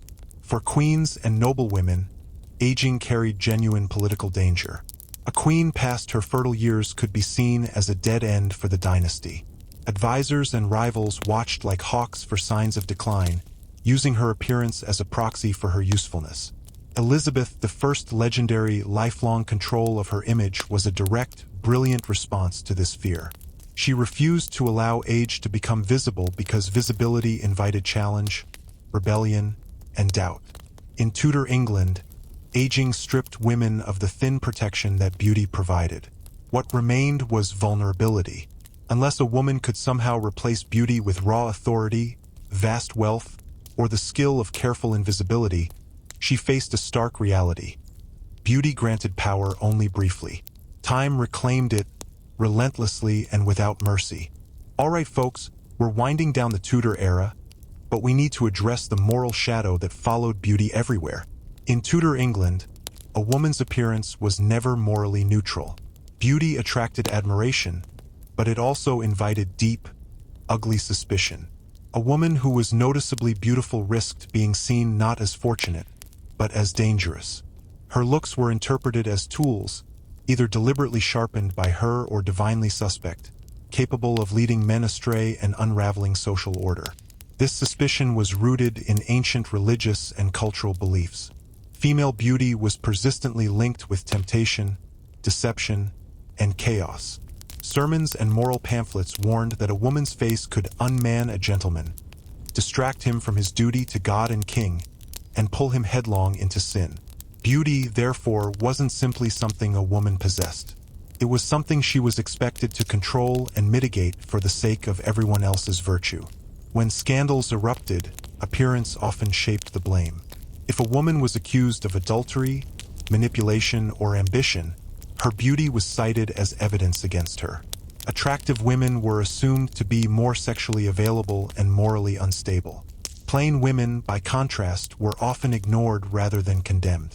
Beauty made women highly visible, and in this world, visibility was vulnerability. This brutal dynamic played out most famously at court. Anne Boleyn's charm, wit, and elegant French style were initially praised. But once her political usefulness ended, those same qualities were recast as seduction, cunning, and arrogance. Her beauty, once the king's obsession, became proof of her power to corrupt and her unworthiness. The qualities that lifted her up were the very ones used to justify destroying her. Even outside the glittering, vicious world of the court, moral suspicion followed women closely. A woman who dressed well risked accusations of sinful vanity. One who attracted male attention risked gossip that could ruin her reputation with a few well-placed whispers. Beauty demanded constant self-policing. A woman had to appear attractive enough to fulfill social and marital expectations, yet modest enough to avoid provoking envy or desire. The margin for error was razor-thin. Cosmetics intensified this suspicion tenfold. Painted faces were associated with lies, foreign decadence, and even witchcraft. A woman who altered her appearance could be accused of hiding her true, corrupted nature, as if physical enhancement was proof of moral rot festering underneath. The fear wasn't just that women might deceive men, but that they might take secret pleasure in doing so.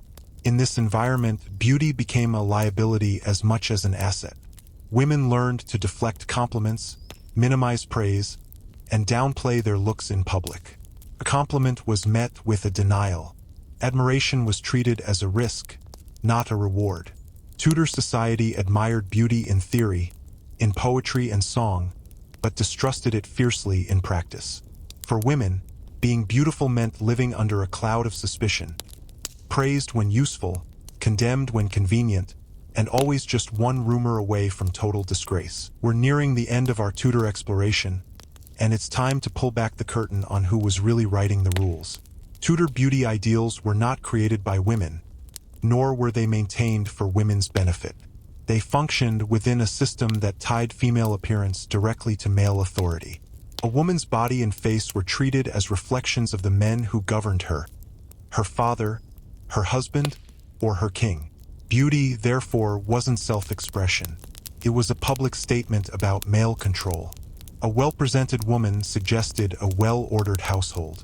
Her modest dress and composed demeanor silently announced that a man was successfully managing his domestic sphere, his most immediate kingdom. If a woman appeared too bold, too lavish, or too publicly visible, it reflected poorly on the men responsible for her. Her appearance became evidence in an unspoken, ongoing evaluation of masculine competence. This dynamic explains why men regulated female beauty so obsessively. Sumptuary laws, strict rules about who could wear what, restricted women's clothing based on their class, ensuring that appearance constantly reinforced the social hierarchy. Hairstyles, fabrics, jewelry, even the width of sleeves, were subject to scrutiny. These rules were less about aesthetics and more about containment. Women were not meant to confuse the social order through their looks. At court, this control intensified into a high-stakes game. Courtiers understood that a woman's visibility could translate into influence. A beautiful wife or daughter attracted attention. Attention created access to the king or powerful nobles. Access created power. For men competing for royal favor, controlling how the women in their family appeared and how they were perceived became a critical political strategy. Public praise could elevate a family. A well-placed rumor could destroy a rival. Male anxiety also shaped the ideal of female silence. A woman who spoke too much disrupted the visual and social order men struggled to maintain. Words introduced unpredictability, opinions, complications. Beauty, by contrast, could be admired, judged, and contained. A quiet, beautiful woman was easier to read, easier to manage, and easier to place within the existing power structures. Yet this system was inherently unstable. Men relied on women's beauty to advance family interests, while simultaneously fearing its effects. They encouraged attractiveness but punished any sign of autonomy. A woman who understood the power of her appearance and used it intentionally risked accusations of manipulation. Ignorance of her own effect was safer than awareness. Even the great exception, Elizabeth I, mastered this system by appearing to submit to its logic while subverting it completely. She shaped her image to assert absolute authority, but framed it as service to the state, the ultimate dutiful daughter and virgin mother of England. She used the language of male control to become the controller. In Tudor England, female beauty was never simply about women. It was a language men used to measure their own control, maintain social hierarchies, and negotiate power with one another. Women bore all the consequences, lived under the constant scrutiny, and faced the punishments. But the system, at its core, served male insecurity and the endless struggle for dominance just as much as it served male dominance itself. This is a crucial part of the story. Before we wrap up the Tudor era, we have to acknowledge the resilience and cleverness of the women living inside this rigid system. Despite the immense restrictions placed on them, Tudor women were not passive victims of beauty culture. Within narrow, dangerous limits, they learned to adapt, negotiate, and occasionally resist.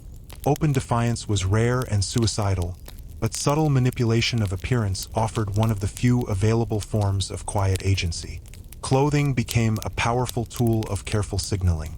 While sumptuary laws defined what women should wear, enforcement was patchy and depended on location, status, and current political moods. Women learned to push boundaries. They might use a slightly richer quality of wool than technically allowed, add intricate embroidery that drew the eye, or choose an accessory, a jeweled pin, a finer lace, that communicated status and ambition without constituting an open violation. The message was visible to those who knew how to read the subtle codes of fabric and thread. Cosmetics, too, could function as a form of quiet resistance. Though condemned from pulpits, they allowed women a degree of control over how they were perceived in a society that valued appearance above honesty. Whitening the face, softening features, or disguising the marks of age and illness were acts of social self-defense. This wasn't mere vanity, it was survival strategy. A woman who looked acceptable was safer than a woman who looked honestly tired or ill. Speech and demeanor offered similar strategies for navigating the world. Women became experts in a complex social dance. They learned when to remain silent and when to speak indirectly, using suggestion rather than command. Compliments were deftly deflected. Praise was reframed as obligation or luck. Confidence was masked behind a performance of humility. These were exhausting, constant performances, but they allowed women to participate in social and even economic life without triggering the deadly accusations of arrogance or ambition. Some women, particularly those at court, learned to exploit beauty expectations with deliberate skill. Ladies in waiting understood the mechanics of attention.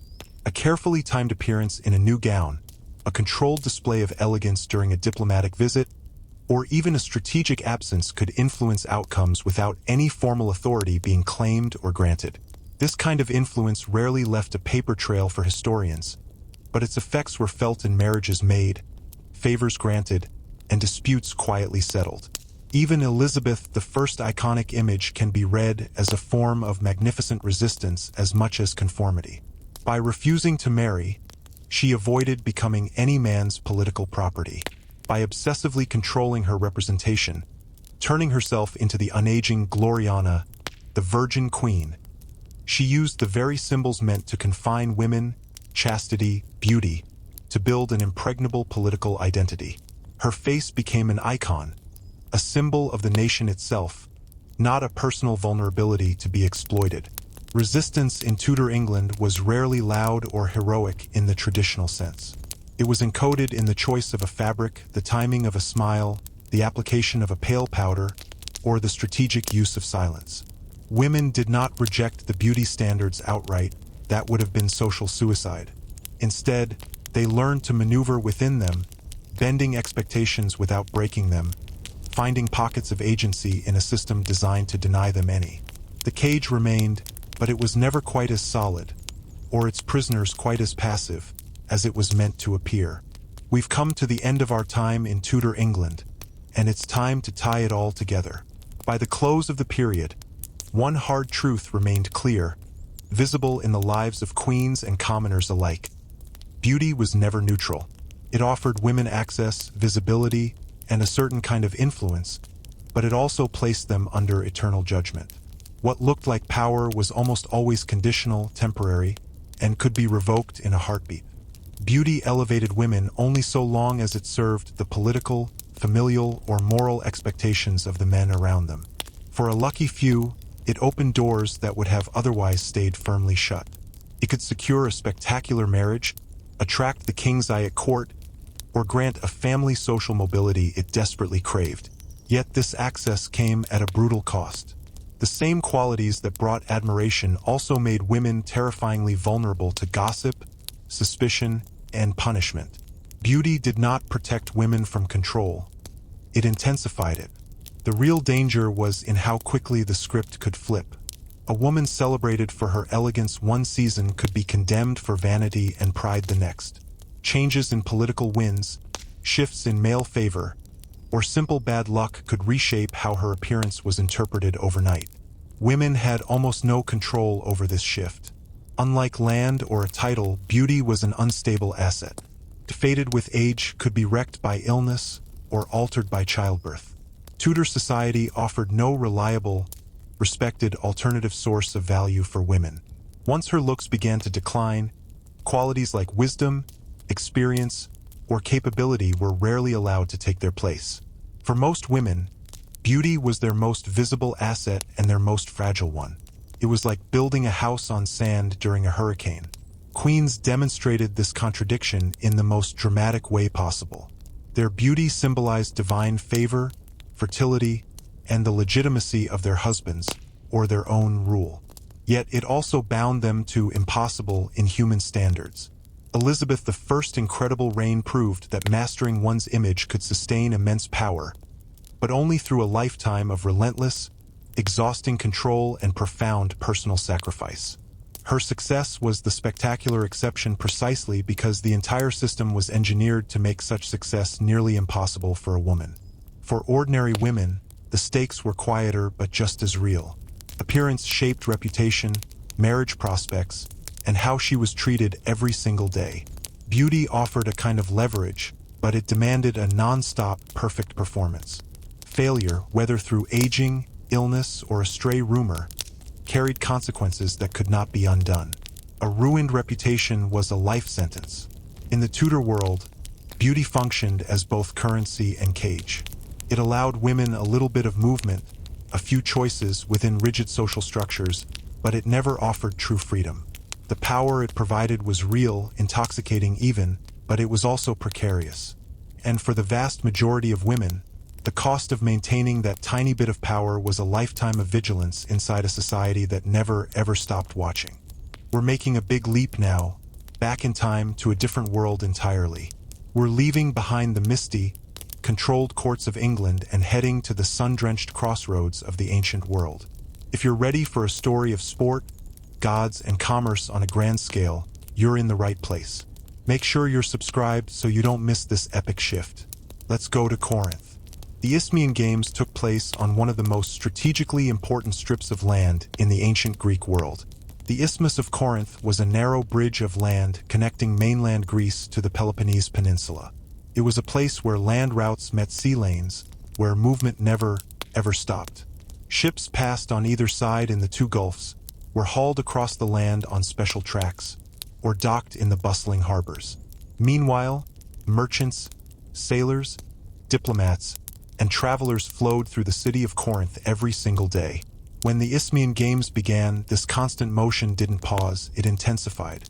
The festival was held in honor of Poseidon, the god who ruled the seas, shook the earth with earthquakes, and governed horses.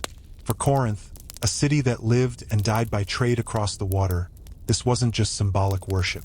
Poseidon was the deity who protected their ships, their harbors, and the source of all their wealth.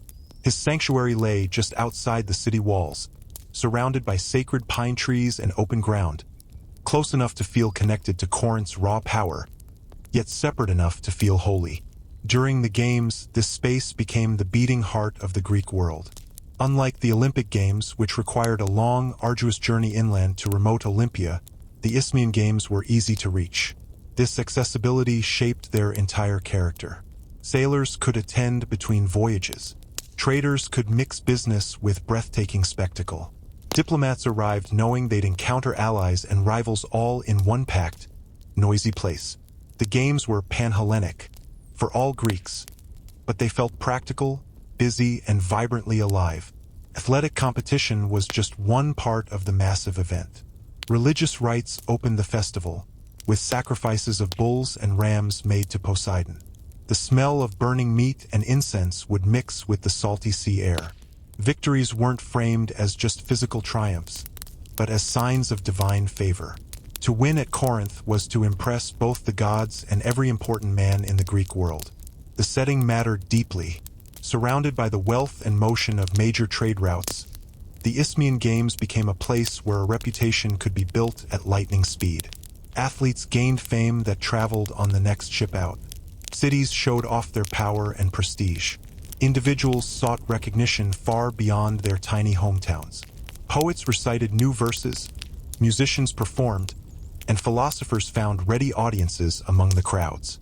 Even those who didn't compete found ways to be seen and remembered. The Isthmian Games were not a retreat from everyday life.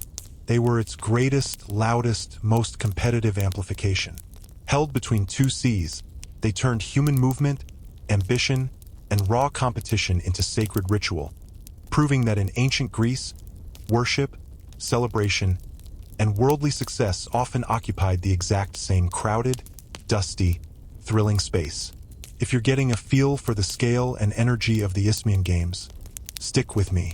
There's so much more to unpack, and subscribing is the best way to make sure you catch it all.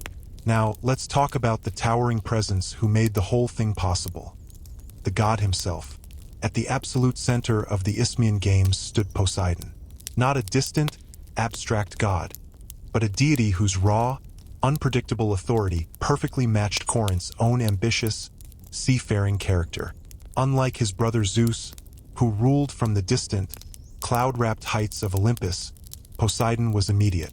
He was in the waves that fed Corinth's trade, in the earthquakes that could shatter cities without warning, and in the powerful horses that symbolized speed, prestige, and control. Honoring him wasn't optional. For Corinth, it was a matter of economic and physical survival. The Games didn't start with sport. They began with ritual. Before any runner took a starting position or any wrestler stepped into the sand, sacrifices were offered at Poseidon's sanctuary. Bulls, rams, and other valuable animals were presented at the altar. Their blood sealed the sacred bond between God and community. These rites reminded every single participant, athlete, spectator, merchant, that victory didn't come from human strength alone. Divine favor was the essential, invisible ingredient. Neglecting it wasn't just rude. It was an invitation for disaster. For Corinth, hosting the Games was a masterstroke of political theology. By overseeing Poseidon's premier festival, the city claimed a special, intimate relationship with the god of the sea. This association wasn't subtle advertising. It was a bold statement that reinforced Corinth's identity as a maritime superpower and justified its influence over Greek trade networks. The Games quietly proclaimed Corinth as both fantastically wealthy and divinely protected, a city under a god's direct watch. The athletes understood this dynamic intimately. Many would dedicate their participation to Poseidon before competing, offering small votive gifts, whispering prayers, or making private vows in exchange for victory. A win was more than personal glory. It was proof the god had noticed you, had chosen to favor your effort. The sanctuary filled up with these thank you notes to the divine. Dedicated helmets, bronze tripods, statues, stone inscriptions. Each one marked a moment where supreme human effort met with divine approval. The sacred nature of the Games also imposed a fragile peace. Warfare was officially discouraged during the festival. Safe passage was supposed to be guaranteed for all travelers. While this sacred truce wasn't always perfectly honored, Greeks were famously competitive and quarrelsome. The expectation itself was powerful. It reminded the constantly warring city-states that shared worship could, for a few days, outweigh their conflicts. Even bitter rivals would stand side by side under Poseidon's gaze. Yet the god's presence carried an undercurrent of anxiety alongside the comfort. Poseidon was famously moody, known for sudden, violent wrath. Storms, earthquakes, and shipwrecks were read as clear signs of his displeasure. The games, therefore, had a layer of urgency. Rituals had to be performed perfectly. Offenses couldn't be ignored. A mistake in the ceremony risked more than embarrassment. It risked calling down a god's anger on the entire city. The Isthmian Games were not entertainment dressed up with a little religion. They were religion enacted through the violent, beautiful medium of competition.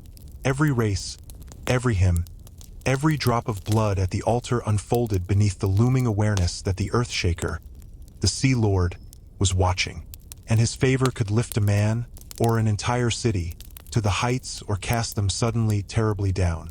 Let's zoom in from the grand spectacle and the gods to the individuals at the heart of it. Once the rituals were complete, the focus locked onto the athletes themselves. The Isthmian Games attracted competitors from every corner of the Greek world, each one arriving with months or years of brutal preparation behind them. Training was intense, relentless, and wholly consuming. Athletes lived disciplined, monastic lives, shaping their bodies through repetitive drills, strict diets, heavy on cheese and meat, and constant supervision from their trainers. Victory at Corinth promised a specific kind of fame, the kind that traveled as fast as the trade ships leaving the harbor. Your name would be on lips from Sicily to the Black Sea. The events were the classic tests. Foot races of various lengths, wrestling, boxing, the brutal pancration, a no-holds-barred mix of wrestling and boxing, and the ultra-expensive, prestigious chariot races. These were not friendly exhibitions. They were violent, exhausting, and often bloody competitions where the only goal was to not lose. There were no silver medals.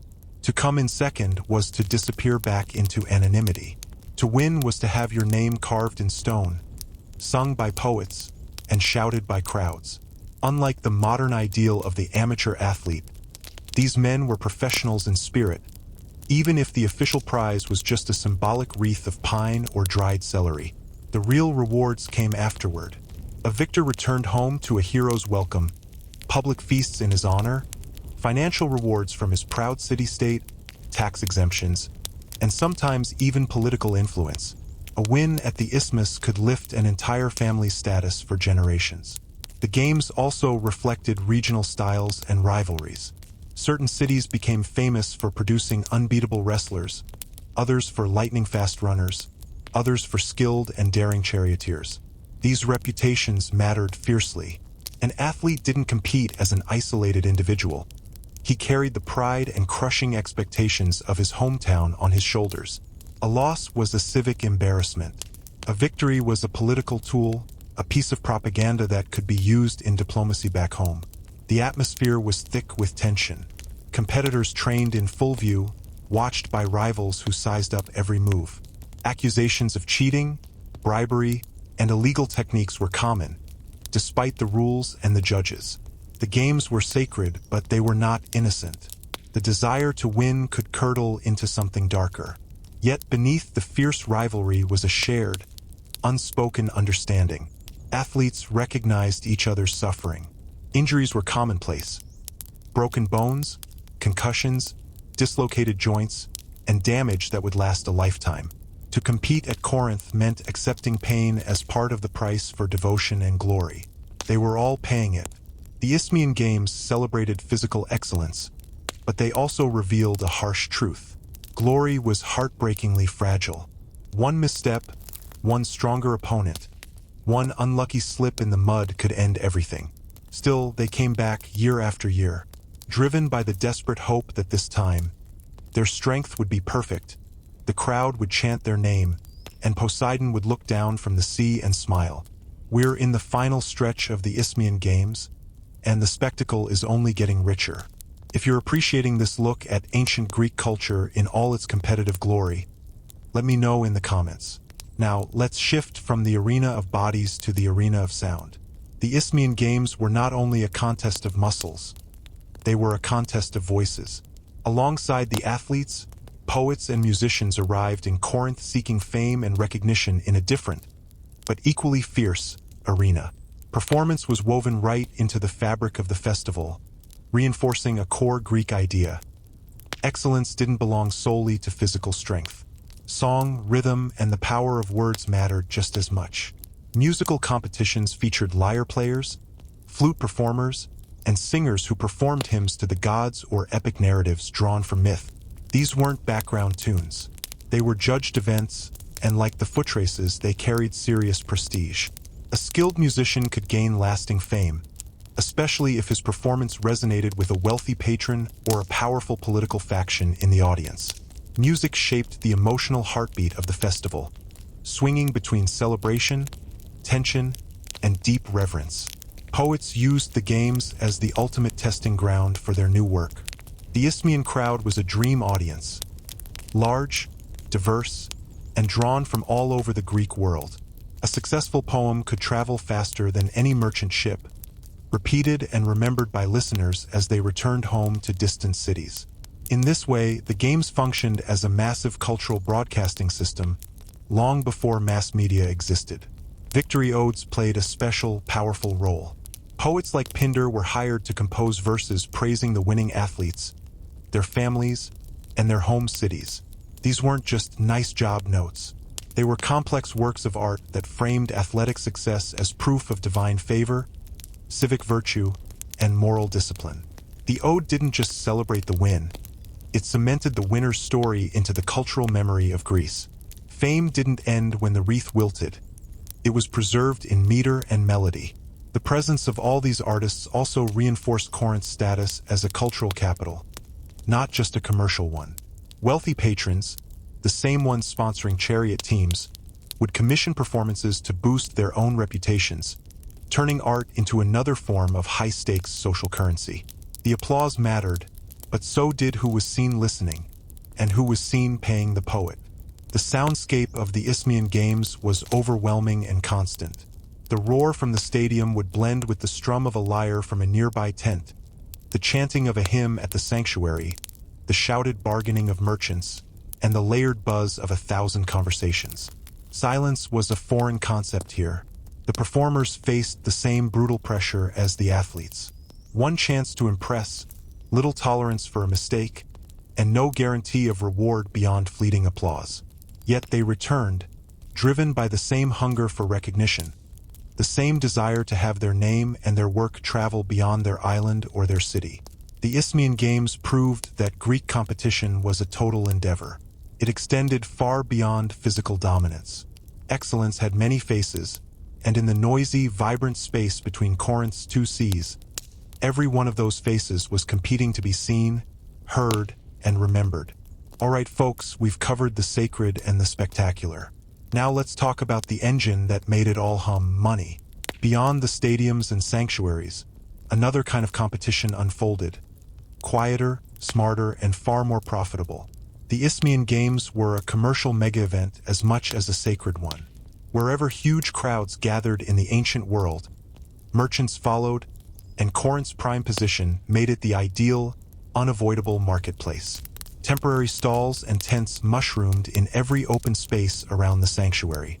Traders sold everything: food, wine, olive oil, textiles, tools, perfumes, and small luxury items aimed at visitors with money to spend. Artisans sold souvenir figurines of Poseidon, miniature wreaths, and cheap tokens marking your attendance at the Great Games. Even the athletes and poets were customers, buying supplies or commissioning last-minute equipment while they waited for their moment. Money changed hands constantly. Informal betting on the events thrived, despite official disapproval. Wagers added another layer of gut-churning tension to competitions already charged with pride and honor. A victory could enrich not just the athlete, but the savvy spectator who'd backed him. A loss stung the pride and the purse. Corinth itself benefited from this frenzy more than anyone. Hosting the games let the city assert its economic dominance while looking generous and pious. Taxes, harbor fees, rents for lodging. It all flowed into the city's coffers. Visitors needed ships repaired, animals stabled, food supplies replenished. The games stimulated every layer of local industry, from the blacksmith to the baker. For merchants from other cities, the festival was a golden opportunity. It offered access to clients and contacts they might never meet otherwise. Trade agreements were discussed over shared cups of wine. Contracts were negotiated casually. Alliances were tested through conversation. The sacred setting encouraged a temporary, fragile trust. Business done under Poseidon's gaze carried an implied promise of honesty, even if reality often fell short. This mingling of commerce and ritual bugged some people, of course. Philosophers complained that profit distracted from piety. Moralists warned that greed polluted the sacred space. But these criticisms were like shouting into a hurricane. The games had always been tangled up with trade, and Corinth embraced that identity completely, unapologetically. The crowd itself moved in a constant flow between spectacle and shopping. A wrestling match would end, sending a wave of spectators towards the food stalls. A poetic performance would draw listeners who then drifted toward merchants selling writing tablets or scrolls. The entire festival pulsed with economic energy, a giant engine of desire and exchange. The Isthmian Games revealed an essential truth about ancient Greek life. Religion, cutthroat competition, and commerce were not separate worlds. They reinforced and fed each other. Sacred celebration drew the crowds. The crowds fueled trade. And thriving trade made the city that hosted the gods stronger and richer. In Corinth, Poseidon was honored not only with sacrifices and songs, but with the ringing of coins and the bustle of markets, proof of his favor in the most unmistakable terms possible. The end of the Isthmian Games didn't arrive with a final trumpet blast or a last, remembered champion. It came quietly, as ancient traditions often do, worn down by time rather than destroyed in a single blow. As the ancient world changed beyond recognition, the foundations that had sustained the games for centuries slowly crumbled. Religion, politics, and public life no longer aligned in the way they once had. The biggest shift was religious. As Christianity spread across the Roman Empire and became the official state religion, festivals dedicated to the old gods like Poseidon lost their meaning, their funding, and their legal protection. Poseidon's sanctuary, once alive with the smoke of sacrifice and the sound of hymns, became an artifact of a fading, forbidden belief system. Without the god at its heart, the games lost their sacred purpose. Competition without divine blessing felt hollow, even dangerously pagan, to the New World Order. State support evaporated. Roman emperors and officials who had once sponsored and exploited the games for prestige now turned their attention, and their money elsewhere, often to Christian festivals and church building. Resources dried up. The infrastructure, the stadiums, the guest houses, all of it began to decay from neglect. Without money, organization, and official endorsement, pulling off a gathering of that scale became impossible. The crowds, sensing the change, simply stopped coming. Cultural memory lingered longer than the festival itself. Writers for centuries afterward would reference the Isthmian Games as a shining symbol of a lost, heroic age, a time when Greek cities met in noble competition rather than constant war. The names of victors were still remembered long after the starting line had been buried. The idea of the games outlived the reality. The silence that eventually fell over the isthmus was profound. A space that had thrummed with the shouts of crowds, the music of poets, the bargaining of merchants, and the prayers of thousands returned to a quiet broken only by the wind in the pine trees. The stone seats weathered. The track grassed over. The relentless movement that had defined the place for a millennium slowed. Though it never truly stopped, ships still sailed, people still crossed. Yet, disappearance doesn't mean failure. The Isthmian Games succeeded wildly, precisely because they were not meant to be eternal. They were a perfect reflection of the values of their specific time. A deep belief in the gods, fierce pride in the human body, immense respect for skill, and a fascination with public spectacle. When those core values changed, the games no longer had a place. Their time was over. What remains is their immense influence. The model they created is everywhere. Modern Olympic Games, World's Fairs, massive cultural festivals, even international trade shows, they all echo the Isthmian template. The blending of sport, high culture, commerce, and civic pride into one grand event, that blueprint was drawn in Corinth. Crowds still gather for shared experiences. Cities still seek prestige through spectacle. We are still playing their game. The Isthmian Games ended, but their purpose, to bring people together to compete, to celebrate, to trade, and to see and be seen in the pursuit of excellence, that never vanished. They remind us that civilizations express their deepest selves not only through laws and wars, but in those moments when they pause, gather, and strive for glory, if only for a little while. Welcome to the final arc of our story, everyone. We're leaving Greece and Rome behind and stepping into a world of deep, rolling vineyards and clay amphory. If you've stuck with me through knights, queens, and athletes, I'm thrilled to have you here for the last leg. Subscribing now means you'll catch the fascinating conclusion. Let's talk about Rome's other great empire, the Empire of Wine. For the Romans, wine was not an occasional indulgence saved for celebrations. It was a constant, daily presence, woven into the fabric of routine, religious ritual, and social identity. Soldiers received wine as part of their official rations. Laborers drank it to take the edge off a backbreaking day. Elites discussed vintages and vineyards with the seriousness we reserve for stock portfolios. Even children were introduced to wine early, heavily watered down, learning its taste as a normal part of life. To live in the Roman world was to live literally surrounded by wine. Rome didn't invent winemaking, but they industrialized it. They turned it into an imperial system. Wherever Roman power expanded, grapevines followed as surely as the legions.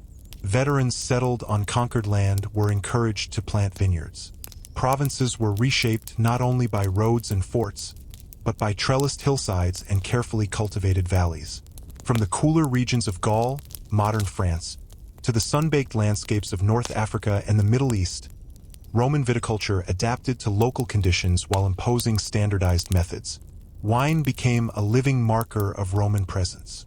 If wine was being produced on a large scale, you could bet Rome had arrived, put down roots, and was planning to stay. This expansion was backed by obsessive observation. Roman agricultural writers treated growing grapes as a complex technical science. They recorded soil quality, slope direction toward the sun, pruning schedules, and harvest timing with meticulous, almost fussy, attention. Different grape varieties were matched to different climates. Failures were studied.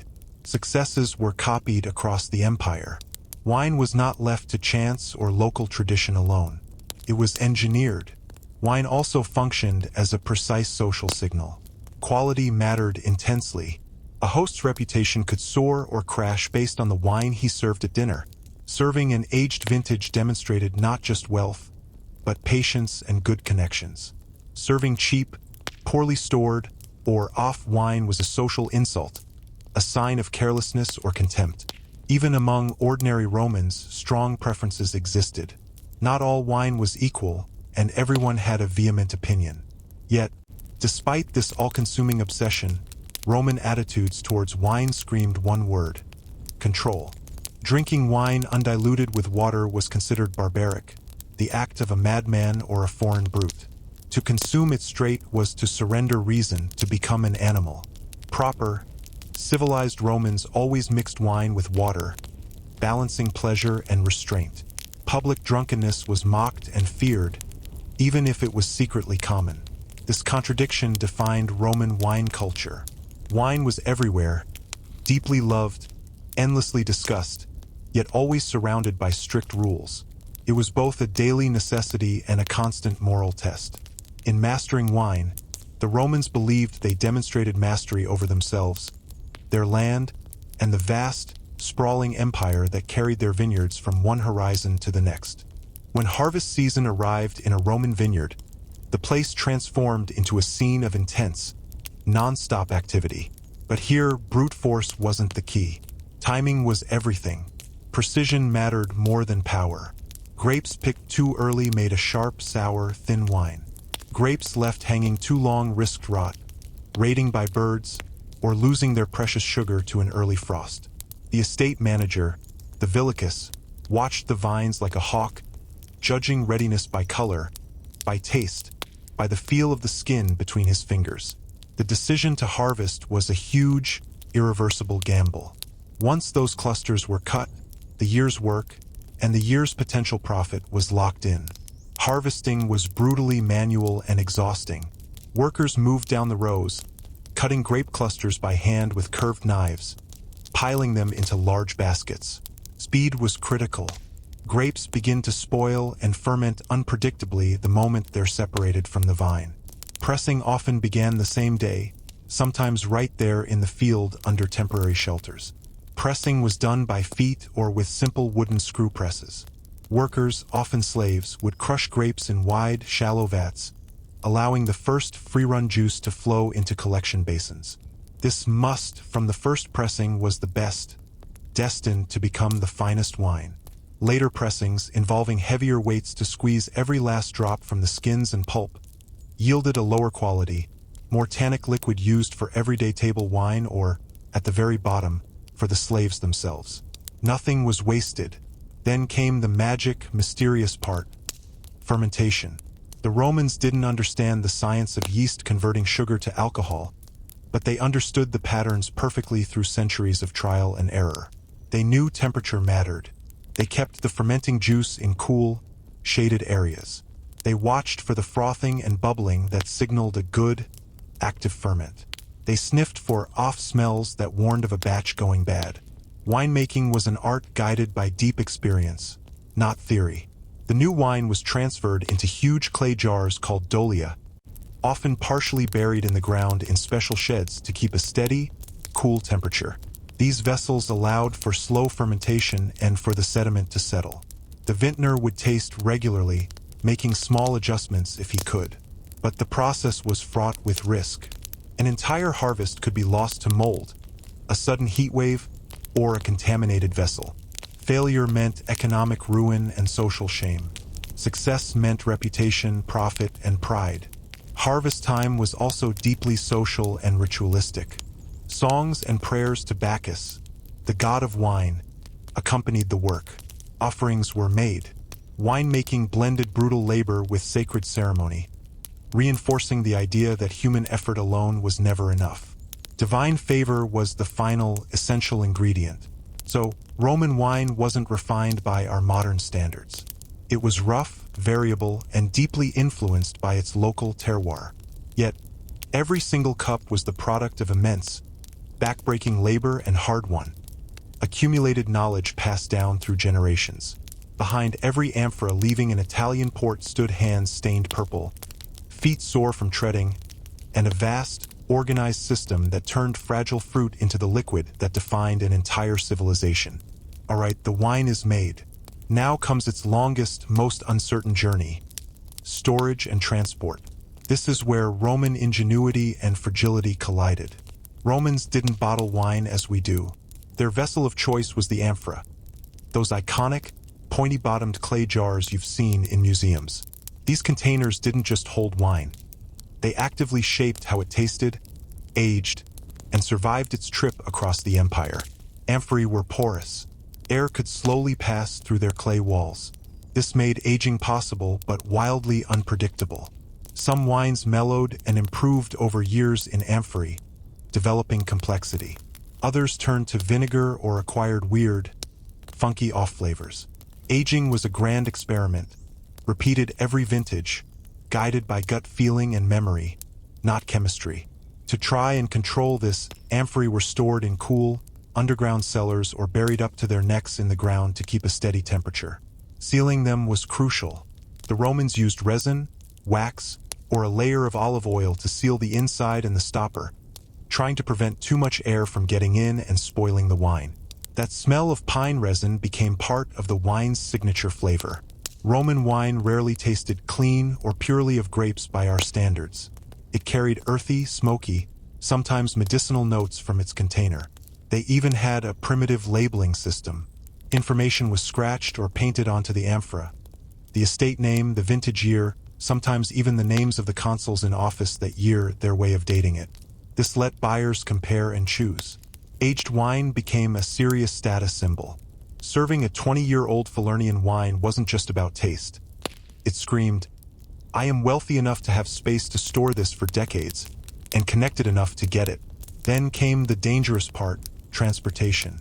Amphorae were stacked like puzzle pieces in the holds of ships, secured with ropes and wedges.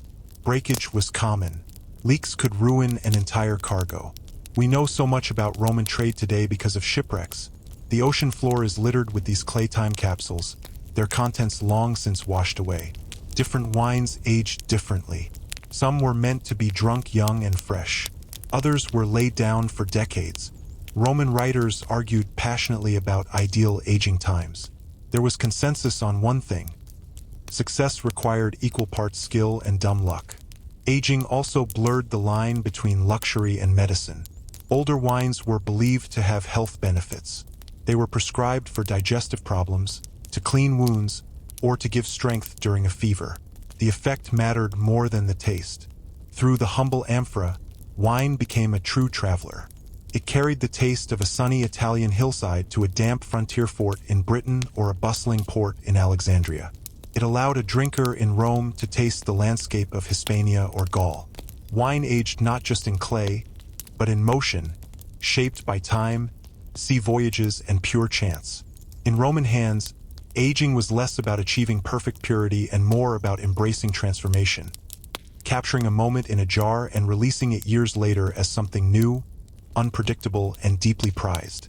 Despite their total obsession with wine, Romans believed firmly that how you drank mattered infinitely more than how much. Drinking wine undiluted was considered dangerous, uncivilized, and a sign of serious moral weakness. To consume it straight was associated with foreigners they looked down on, certain Greeks with bad reputations, and the barbarians to the north who, the Romans whispered, didn't know any better. A proper Roman citizen always, without exception, mixed his wine with water. This dilution happened right at the table in a ceremonial way. Wine was poured into a large, beautiful mixing bowl called a crater. Then water was added according to strict custom and the occasion. The ratios varied. A stronger mix of 2 parts water to 1 part wine might be used at a raucous banquet later in the evening, but pure wine? That was off the table. Moderation wasn't just good manners. It was proof of self-mastery, the core of Roman identity. Romans admired discipline and control above almost everything else. Wine was the ultimate test. A man who lost his grip on his speech or behavior while drinking revealed a flaw in his character. Public drunkenness invited not just ridicule, but could damage your social and political standing permanently. Excess might be tolerated behind closed doors, but it was publicly condemned. The ideal Roman drank deeply, enjoyed himself, but never, ever surrendered his authority or his dignity. The structure of a Roman drinking party or symposium enforced this. It was full of rituals. Toasts were offered to the gods, to ancestors, to the emperor. Conversation and intellectual debate were meant to guide the pace. Drinking games determined who drank next, turning indulgence into an ordered competition. These rituals were a cage for chaos. Wine could loosen tongues, but the rules of the party were there to restrain any true madness. The rules were even stricter and more anxious for women. Respectable Roman women were expected to drink very little, if at all. Stories and laws circulated about women being punished for drinking wine, reflecting a deep cultural fear about female independence and loss of control. Wine symbolized freedom, and freedom for women was monitored with intense suspicion. Of course, the reality was full of hilarious, glaring contradictions. Roman history and literature are stuffed with tales of drunken emperors, senators, and generals. Satirists like Juvenal made entire careers mocking this hypocrisy. Moralists complained constantly, which suggests the problem was everywhere, all the time. The rules existed precisely because they were so frequently broken. Dilution also had a brutally practical side. Roman wine was often strong, unstable, and sometimes harsh or vinegary. Water made it more palatable, stretched the supply, and reduced the risk of drinking something that had spoiled. Control aligned perfectly with convenience. Ultimately, Roman drinking culture reveals a society obsessed with balance.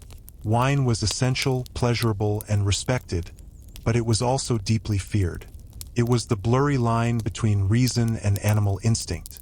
By diluting their wine, Romans were symbolically diluting the danger itself. To drink like a Roman was to walk a very fine line, to enjoy abundance without ever surrendering discipline.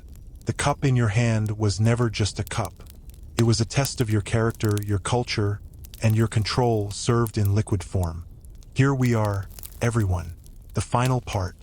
Thank you for taking this immense journey through medieval mobility, Tudor tension, Greek glory, and Roman vineyards. If you've made it this far, you are truly part of this story. Before we close, let's talk about legacy, what happened when Rome fell, and why we still taste their influence in a glass today. When Roman political power collapsed in the West, wine did not disappear. Vineyards outlived emperors. The knowledge of how to tend vines, how to press grapes, how to manage fermentation, that hard-won Roman technical know-how, proved to be incredibly durable. Roads crumbled, cities shrank, but the vines planted on 1,000 hillsides continued to grow, season after season. Wine endured because it had become embedded in daily life, agriculture, and now in a new form of belief. Christianity, which became the dominant force in Europe, didn't reject wine. It repurposed it. Wine moved from the banquet hall to the altar, transformed into a sacred symbol of blood in the Eucharist. Roman techniques of cultivation and storage were preserved and refined in the stable, literate environment of monastic communities. Monks became the new vintners, the guardians of the vine. Vineyards attached to monasteries became centers of stability, agriculture, and learning in a fractured world. In the Eastern Roman Empire, Byzantium, the traditions continued almost without a break. Wine remained central to diet, medicine, and trade. In the West, regional styles evolved. The wines of Gaul began their long journey toward becoming French wine, but the foundations were all Roman. The grape varieties, the layout of vineyards, the methods of pruning and fermentation, all of it traced back to imperial experimentation and standardization. The philosophy survived, too. The idea that wine should be moderated, that excess was a vice, was inherited directly from Roman culture and preached just as fiercely from medieval pulpits. Drinking wine, whether diluted or spiced, remained a daily norm. The moral language surrounding it, pleasure always tempered by restraint, was a Roman gift to the Middle Ages. Fast forward to today. Modern wine culture still bears the fingerprints of Rome. The spread of classic grape varieties across Europe follows Roman trade routes and colonial outposts. The very concept of terroir, that the taste of a wine is tied to its specific soil, climate, and location, echoes the obsessive observations of Roman agricultural writers. Aging wine, labeling it by vintage, treating it as both an everyday drink and a precious luxury, these all have clear Roman precedents. Even the act of adding water, once universal, lingers symbolically in our customs and language. Though modern drinkers, rightfully, prefer the pure expression of the grape, the underlying Roman belief persists. Wine is something to be understood, managed, and respected, not just blindly consumed. Roman wine itself wasn't refined by our standards. It was often rough, flavored with herbs and resin, and unpredictable. Yet its historical importance is unmatched. It shaped landscapes, drove economies, and defined social life across a vast empire. In the end, Roman winemaking was about the ultimate imperial goal: control. Control over nature, over the human body, over culture itself. The humble grapevine became a tool of civilization. Long after Rome's fall, its vineyards kept producing. They quietly preserved an imperial legacy in the most direct way possible: one season, one harvest, one cup at a time. So, the next time you raise a glass, think of the engineers, the slaves, the merchants, and the legionnaires. In a very real way, you're tasting history. And that's it. This story, from the muddy roads of medieval Europe to the sun-baked stadiums of Corinth and the cellars of Rome. If this marathon of human history gave you a new perspective, did me a huge favor and share this video with one person who'd love it. This kind of deep dive storytelling only exists because of you. Leave a comment about your favorite era we covered. And of course, subscribe. There are always more forgotten stories to tell, and I'd be honored to have you along for the next journey. Thanks for watching.